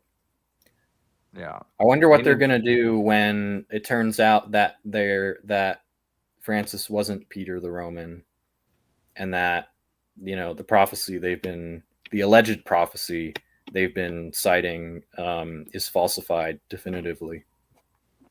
Mm. I think the best refutation of sedevacantism came from Joe Heschmeyer. He did kind of a recap of why sedevacantism is false after the Mel Gibson interview on Joe Rogan. I don't know if you guys tuned in for that video or not, but basically, yeah, if you're a sedevacantist, like Catholicism is false. Like there's just no way around it at that point. It just logically follows that like if you believe that, then like the gates of hell have prevailed, essentially. Well, yeah, and not only that, but what's interesting is the apostolic churches of the East, and then I guess in a qualified sense, the Protestant ecclesial communions, they don't really claim such a thing. I mean, I know it's apples to oranges because they don't have like the seat of St. Peter, but you know what I mean? To where the church has let the gates of hell prevail, like the Orthodox and all the others and Protestants, they make no such gesture claim. It's only our cultish Diamond Brothers. Yeah, I think the other kind of litmus test for which church is the true church, and I made a meme about it. Yeah, I think yes, but I don't know if you saw it, Eric. But Was it Elmo snorting coke? No. It always comes back to that one. Poor Elmo. Poor Coke. Yeah, poor Elmo. He didn't know his father. Okay, all right. He's had a rough go. Cut him some slack here. No, it was a meme about divorce, and I said Jesus on divorce, no. Catholics on divorce, no. Everybody else, yes. Like, okay, that's pretty cut and dry. Like, if your church teaches that divorce is okay, you're part of a false church. Well, actually, you guys do believe in divorce. You just call it an annulment. Have you ever thought about that? Yeah, LOL. Boy, I have never heard such sarcasm coming from Mr. Scholasticus. We call that Amish sarcasm. Leprechaun For real. sarcasm. For real though, guys, I Brought gotta- to you under human power only. Yeah. I got a jet. Sorry. But hey, Mr. We'll just call you Elmo. Or Elmo. Well, you know what's funny about that is actually I don't know if this is doxable information or not. My confirmation saint is Saint Erasmus of Formia, who is also known colloquially as Saint Elmo. Oh yeah. Okay, I gotcha. So there you go. Yeah, There- Saint there- Erasmus of Formia, patron saint of sailors and bowel disorders. Fun fact. Yeah. So I don't know if you remember back in the day on Facebook, there was that Catholic memes account. They made a lot of memes on Saint Elmo using Elmo, the nice. Sesame Street. Yeah, there were a ton of memes on him. No, that's yeah. I God, I haven't been on Facebook in Yeah, a decade. don't relapse, man. It's not worth Facebook it. and Instagram. I mean, Instagram more so that's just a cesspool for mortal sin. Just don't go on there. You know, See, Twitter is okay. You know, you can kind of, you know, I don't know what world you're living in where Twitter is okay. That's what I was gonna say, man. X is a cesspool. Twitter's of terrible, yeah. cesspools. it's a cesspool, but it's a much more much easier to kind of manipulate the algorithm into showing you stuff. So like I don't follow anybody that's not Catholic. So like I don't get fed anything besides the usual Protestant nonsense from like the Lizzies. If you're familiar with them. Yeah. You know, The and, Lizzies. if you guys have an X account, you've got to follow my buddy Protestant Pope Lizzie, who just like is trolling all of the Protestant Lizzies. It's 10 out of 10. He does encyclicals. Would recommend. The answer is no. I would agree with him. Are you talking about the super chat? Yeah. Okay. I would not, because it would be futile. Who cares?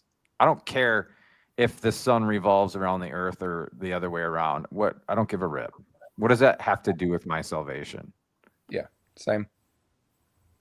And so Robert St. Genis, back in the days when he would debate James White, not terrible, but then I don't know, like he just changed, like he drank some Kool-Aid or something. He's just not the same dude. I don't know if you guys know Robert St. Genis, but anyways, that name sounds super familiar. Yeah, don't worry about it. But I really have to go. So yeah, Daniel Ward, thank you for the super chat.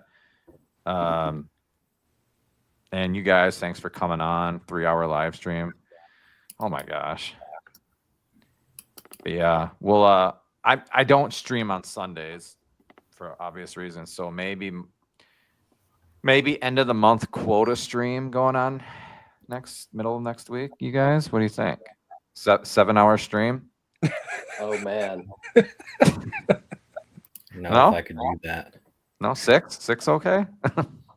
I'll tell y'all, one time I was hosting a Twitter space, and I've only hosted a few of them, but for whatever reason, it just like blew up. It had like, I don't know, 60 or 70 people in it. It was kind of bananas. It was one of the first ones I'd hosted, and I didn't realize how much of a full-time job it was to like mute people and stuff. Oh, and like Jay Dyer. Dude, it was, well, it got wild.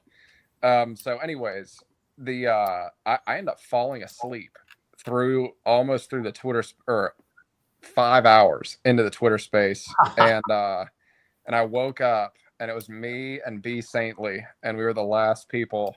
And he actually had fallen asleep too. And I was like, B Saintly, wake up. And he woke up still in the Twitter space. That's funny. It was in the morning. And I mean, sometimes those spaces, man, they'll start at like 7 or 8. You know, I get the kids down to bed and I've got the rest of my night, so I jump on the space, and it'll go till 2 or 3 in the morning. It's Good crazy. gravy.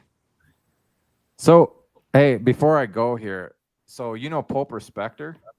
Yeah, I know Pope Respecter well. Dude, I love that dude's, well, his account. I don't know what you call it on X, but just because I was like the biggest Pope Francis fan before it was cool, you know? And Pope Francis stan. Yeah. And yeah, dude, he said he'd come on my channel and talk about the papacy and stuff. So Well, shoot him a DM. He's pretty responsive in his DMs. Oh no, I have. We've Okay. gone back and forth like 8-9 times. No more than 10 though. Too many. Too many, guys. All right, I seriously, I have to get off. Otherwise, 8 a.m. mass is coming. Yeah, exactly. All right, guys. Too soon, Billy. Pluck your eyebrows and get on here on Monday or Tuesday. Okay. We gotta get a female on here and kind of balance it out a little bit. No, not even okay. one. Dude, We these got a two bunch of ball cells on here right now. Dude, What's going on? misogynist. I have misogynist. St. Thomas Aquinas was not a misogynist. You guys realize that, right? No, of course. What does St. Thomas Aquinas say about bringing women on live streams, sir? Dude, I'm shooketh. If you're talking about like women should be silent in the church kind of thing. Well, I don't think to be serious, I don't think you should say like, oh, that's misogynist and stuff, because St. Paul does like genuinely say that. Now, you can argue, okay, well, you know, this is overused and this is poorly interpreted, but like the principle itself, you know, is valid. What principle are you talking about? You're the gonna need to thing that unpack St. that. Paul says. How about Like, we women can't being say that's silent? bad in and The of thing. itself. The thing. No, the women being silent, it is referring strictly to like church authority. It's not talking about not having an opinion or voicing an opinion or interacting or socializing or coming on live streams. Right? Yeah, I mean, Well, I that- haven't really read that much If you about actually things, believe like- that, that would essentially undermine the miracle at Cana. Yeah, like come on, guys. Get away I mean, from the I haven't read that misogynistic much into like its ideology. interpretation, but I do think, on both sides, really, verses like that need to be given more reverence than in many cases they often are. Okay, let's debate this on Monday or Tuesday. Just to be unpack that later. on the safe side, though, I do To be think women continued. should not be on the internet. Just to be on the safe side. Just end off on that note. Billy, stay on my And channel. good night. Billy, stay on my channel. Yeah, it was a mic drop, but stay on my channel. Unplug your router. Unplug your router, Billy. The NSA is listening to you. This is just a interesting thing. I know, Eric, you said that you're married, you have kids, I would assume. Me? Yeah. Yeah. I'm married with 3 daughters. Oh gosh, bless you. And they're all under 5. It's yeah, man, it's a zoo. Yeah, we have a son and a daughter for right now. We're, hopefully in the near future gonna be adding more. What about you other fellas? Married, kids, Volcel? Discerning Yeah. the priesthood, certified incel. Certified incel. Well, actually, that would be a Volcel. Yeah, Yeah, you're a Volcel. married. Right, but you know how you just say incel, but you know what I mean. So What about you, Elmo, Other two cats.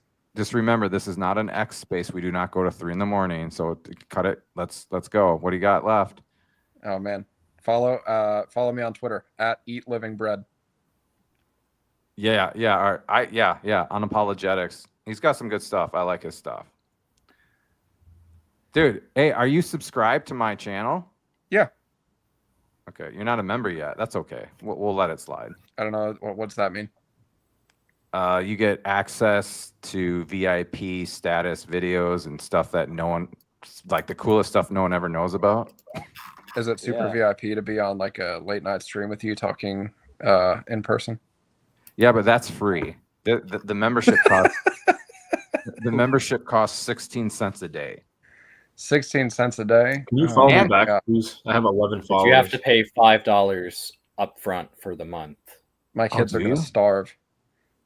Yeah, well, so are mine if I don't get your membership, bro. Oh God. And hey, We're I have gonna a have to- Trent. I did an interview with Trent Horn that only members can see, so there's a little bait for you. Wow. Yeah. Very cool.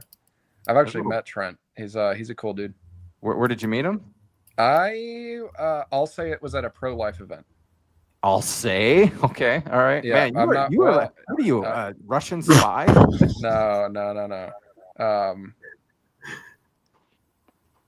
I wish I knew. Yet. No. All right. Guys, I have got to. This Robert dude that just joined. What up, dude? Just subscribe. Nice. Everyone else subscribe. I like the South Park picture. I don't know who that is. I used to watch that in like high school in '98. I think that's Timmy. Next time you try to sign off, I'll jump on the next stream if you shoot me a DM and remind me or let me know when it's going to happen, so I can stay on a little bit longer. But 5 minutes before wrap up, I'm just going to blast it out onto Twitter, and I'm going to try to get as many people in so you feel guilty about ending a stream with like 500 people. Wait, right now? I could. Well, if they come in and super chat me, bring it on. But if they're just a bunch of, as long as you give me money. I know, right? I'm so greedy. I mean, I don't know. Like, that's the incentive to extend the stream. You know what I'm saying? Like, I can't. That's true. That's true. Dude, there's no free lunch, man. This isn't charity work. It's a little too late. Otherwise, this is like the quiet time on Twitter. It's from about 11 till the morning. you know the metrics and the algorithms. Yeah, I mean, I've dove pretty deep after like my first couple like viral tweets, and I was like, what's the secret sauce here? So, it's been a little bit more consistent on having stuff blow up, which has been good. How many followers do you have on X? I've only been posting for 2.3 about 8 thousand. months, and I'm 2,600. Because I started, I don't know, a few months ago. I got like almost 400, and dude, it is hard to get followers. I had one tweet or whatever you call it that went viral, and I maybe got, I don't know, 50 out of that. But yeah, it's so hard to get followers on Twitter. It's Yeah, so let me hard. pull up. I'm gonna pull up my. That's the benefit of going premium, is you get the like the analytics. So let's see. On some of the viral posts I've had, like I had one, and it gained me 164 followers. You know, and with one post. Ooh, I should repost that post. See what it does for me. Well, it's too late now. You know, Oh. it won't really do too much. And then lately, I would say in probably the last week, I've probably gotten like 250.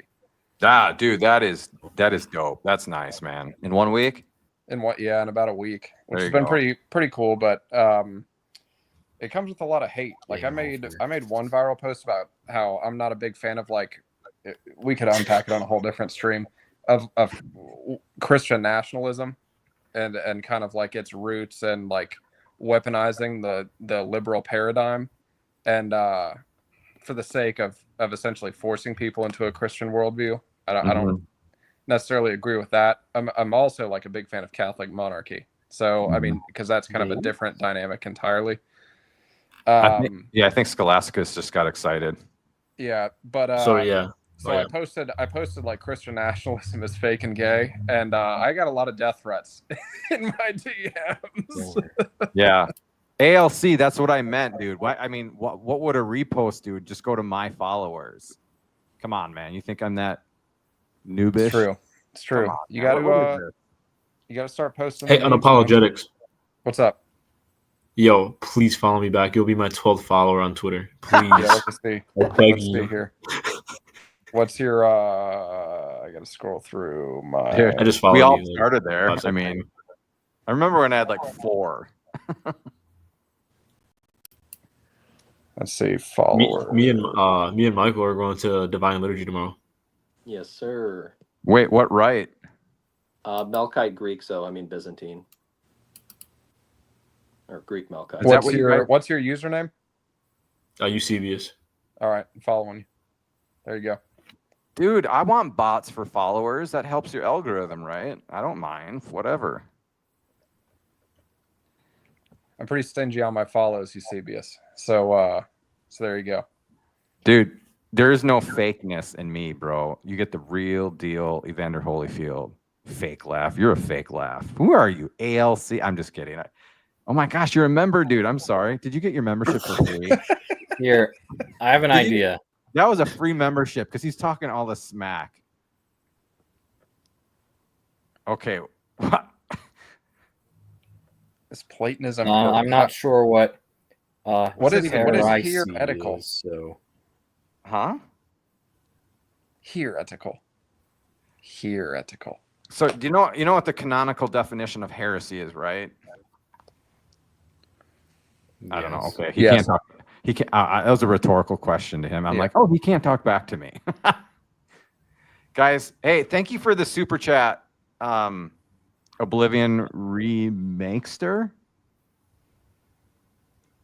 No, I wouldn't say it falls under the definition, the canonical definition of heresy. The obstinate Pope baptismal denial of Catholic revealed dogma. Oh, what is this? Is dowry for a cat girl wife? Bestiality is a sin. So yeah, yes. Yeah, I'd say anything involving cat girls is anathema. Bad. Don't do that. You guys are terrible. Furry behavior is abhorrent and should be punishable by death. I never said anything about furries. If it weren't for the magisterium of Popes St. John Paul II and Francis, I would probably agree, but keep the super chats coming. We'll go to 4 a.m. Bots are people too. I actually had a great discussion yesterday with Drago Dimitrov. I don't know if y'all know him. He's kind of involved with Catholic Answers about the nature of AI and whether or not it can have. It was him and another guy who's like a canon lawyer or something about like whether or not like AGI, if it becomes sufficiently advanced, would constitute personhood, consciousness, or imago Dei. And it was kind of an interesting discussion. So I would say no.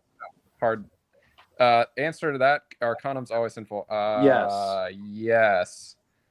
According to their intended use. You have exactly. to you have to factor in intention. We're not consequentialists, right? Or rule consequentialism, utilitarianism, whatever your preferred nomenclature. But yeah, condoms bad. Intentionality is important. It's cringe too. It's cringe. Contraception's gay.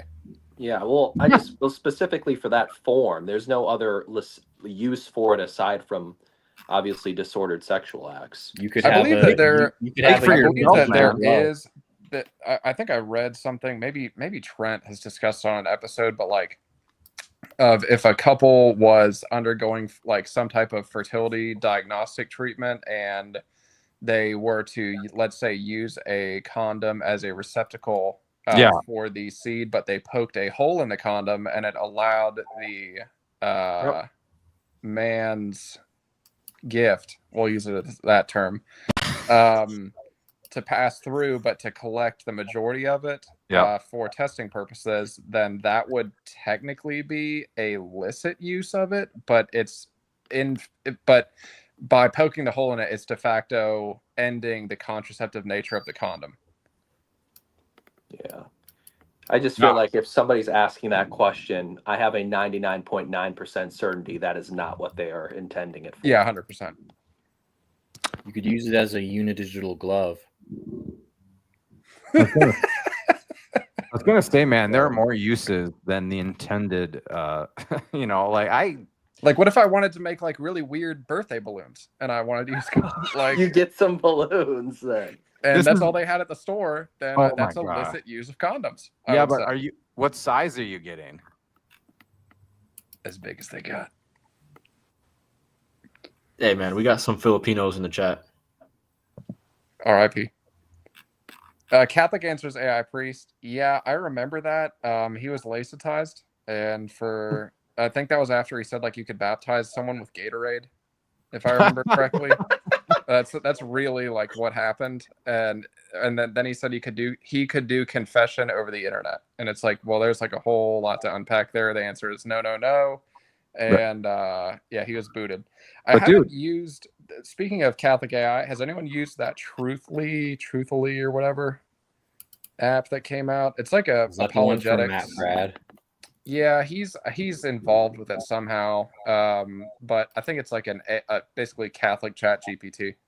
Even though Chat GPT is actually like based in Catholic, if you guys haven't been following like that, like the stuff that came out last week about y'all know what I'm talking about? Yeah, the Immaculate Conception of Our Lady. Yes. Yeah. How much do you think Matt Fradd makes annually after taxes? Just shoot me straight. He has a pretty good $1.5 million. Yeah, he makes enough to pay for Thursday's salary and run a studio and buy a new house in Florida. So a lot. Maybe like $400K. No, he probably doesn't make that much. He probably makes like 200. So how much do you think Taylor Marshall makes? Hey, Daniel. A lot. Oh yeah, that dude. Hey, how you doing? Good. Well, I have some good news and some bad news. Okay. What do you want first? I'll do the bad news first. The bad news is you caught us at the tail end of this stream, and we're going nighty night. Okay. Yeah. When he says tail end, he's been saying that for like an hour now. So yeah, it's been dragging out. It's a very long tail end. Bro, I went to bed at 2:30 in the morning, and my kids woke me up at 6. You can do this. Do you love us, Eric? Come on. Do I love you? Of course. Yeah, dude. I'd lay my life down tenfold for. Would you lay down in oncoming traffic for us? It depends on what's in the traffic. I mean, are we talking semi? Are we talking Volkswagen Beetle? Steamrollers. That actually might feel nice. Is this the Catholic juice from last time? Yeah. Oh, It's I just would love to traffic talk to your composed wife. of Actually, that would be steamrollers. cool. You want to talk to my wife? Okay. Absolutely. Hi. Hi, What's your bride. name? Sandra. Good to meet you, Sandra. See, you got a girl on the stream. Look at that. Yep, the first girl, female on the stream. I'm not on the stream. Michael left. Michael left. He saw a female. The volatile energy is too strong. I really just wanted to come and say, I thought a lot about our conversation and with respects to Lumen Gentium, and I don't agree, but I get the side of it that is, perhaps trying to maybe put an end to a lot of the death and a lot of the murder, a lot of the jihad and all that. I mean, there's obviously going to be your sects that don't care, but I mean, if a lot of them can see that, hey, we can sort of have a dialogue here, we don't have to be killing each other. I mean, that does promote a lot better of a world. Does that make sense? Are you going to start singing Imagine by John Lennon? That's the vibe I'm getting. Oh, God. I'm kidding. That song is actually like the national anthem of hell, honestly. Yeah. Yeah. Anyways, that's. I just wanted to share that with you because I had to go last time we were chatting. But yeah, I can't. I don't want to exactly want to get behind it, but I mean, it's just I can see that perspective of it, and that from that perspective, it sort of does make sense to me. Yeah, I mean, I appreciate that because to understand others and their faith and what they teach and confess doesn't mean you have to agree with it, but at least to understand it. You know what I mean? And that's really all I'm here for. I'm not here to try to coerce your conscience. Why do we believe this and confess to believe this? And what's the reason for it? You know what I mean? Yeah. That's it. I'm not trying to debate you into, agreeing with probably the most nuanced thing in Catholic teaching or whatever, at least in my humble opinion. Yeah. That 99% of Catholics don't even agree with. Yeah, I'm sure a lot of them don't. That's a tough pill to swallow. I mean, even still, yeah, there's good sides to it, but yeah, the saying that we worship the same God as the Muslims and the Jews, it's like, do they? I don't think it necessarily. I don't think it says that actually explicitly in the document. It says that the Muslim paradigm is essentially geared towards the worship of what we would define as the true triune nature of God, but it does not say that they worship the same God. I need to read the whole thing, and that would be probably a lot more helpful to give you some. It won't even take you 30-40 minutes to read Lumen. Well, he's saying now that they don't worship the same God. You Right? said Okay, that. so Elmo. Have you changed your position? I think no, he's just clear. I think he cleared it. He maybe got some clarity on that. Okay, so we're gonna have to. I have to get off. Yeah. No worries. We'll do it another day, man. I'm so have sorry. A wonderful evening. Thanks for coming on again, though. I appreciate that, man. Yeah, you bet, dude. We'll talk soon. All right. Oh, God bless. Yeah, you too. Now 51 people are in here. What in the heck? What is this? You'll never go to bed. Oh gosh, but yeah. How many people? What's the largest stream you've had? So I only have 14,000 subscribers, and the absolute largest I've had was like 200. Dang, that's a pretty big stream. Yeah. And then I've had a couple over 100. I probably average anywhere from 50 to 70. Okay. I mean, like right now I have 46. Right now, 50, you said? Well, 46. Oh, dude, it's been teetering. It's been fizzling out in the last hour because we've just been talking stupid. I'm surprised 46 people are listening to this. What was the, I'm chiming in at the end here. I mean, what was the purpose of the the stream? Or did y'all have, like, when you begin these, do you kind of have an outline of the things that you want to talk about, or you just jump on and we'll just shoot the shit? Well, usually It depends, but on debate, I'm sorry, on streams like this, it's usually to get people to come on, really to get Protestants and or Eastern Orthodox to come on and to debate, dialogue, and ask questions. So, which usually happens every time, but then I'll have those Catholic dudes that just jumped off. They'll come on too, and if no one's coming on, we'll talk, we'll discuss, we'll react to videos or X posts or whatever. But I start off a stream usually with like because I had my thumbnail said Pop apologist versus wannabe theologians, so I gave like a 20-minute rant or whatever on. Yeah, on who that. posted that? Someone posted that on X. That was me. Was I? No, I saw you post it. Maybe it was Patrick Nave or Nevy responded. When I watch my favorite Catholic apologists and kind of social media personalities start going at each other, it's like watching my parents get divorced or something. Yeah, please don't. Yeah, Christian Wagner reposted it. Maybe I don't know if you saw it from there, but Christian reposted my meme about Catholic Easter versus Protestant Easter, and he did not get the meme at all. And he trolled me, or not trolled me, but he tried to rebut me, but I think in doing so he missed the entire point of the meme, which is like I can't stand. It's just it's got to be the autism or something. But when I see Protestants say that the Bible is the Word of God with the capital W, I'm like, please stop. Please stop. So check this out, right? Christian Wagner is right about 99.9% of the time. I totally understood your meme. So he posted Dave Verboom, right? Yes. Like, have you read this or whatever?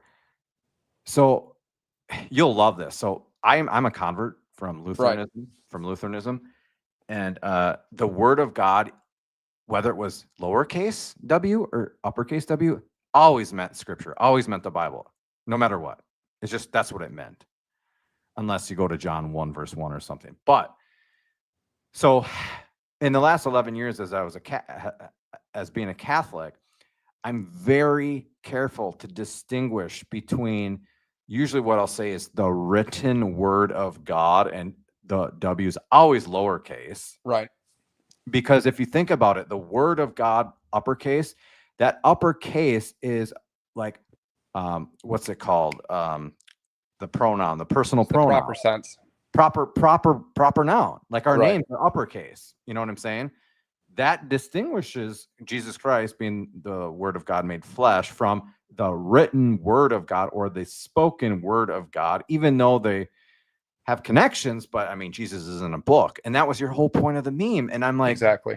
And honestly, Christian, leagues above me when it comes to theology. But he honestly, maybe he didn't understand that, or it had to be tongue in cheek that he was rebutting me and like trying to get like a few extra likes or reposts or something like that. No, off my back.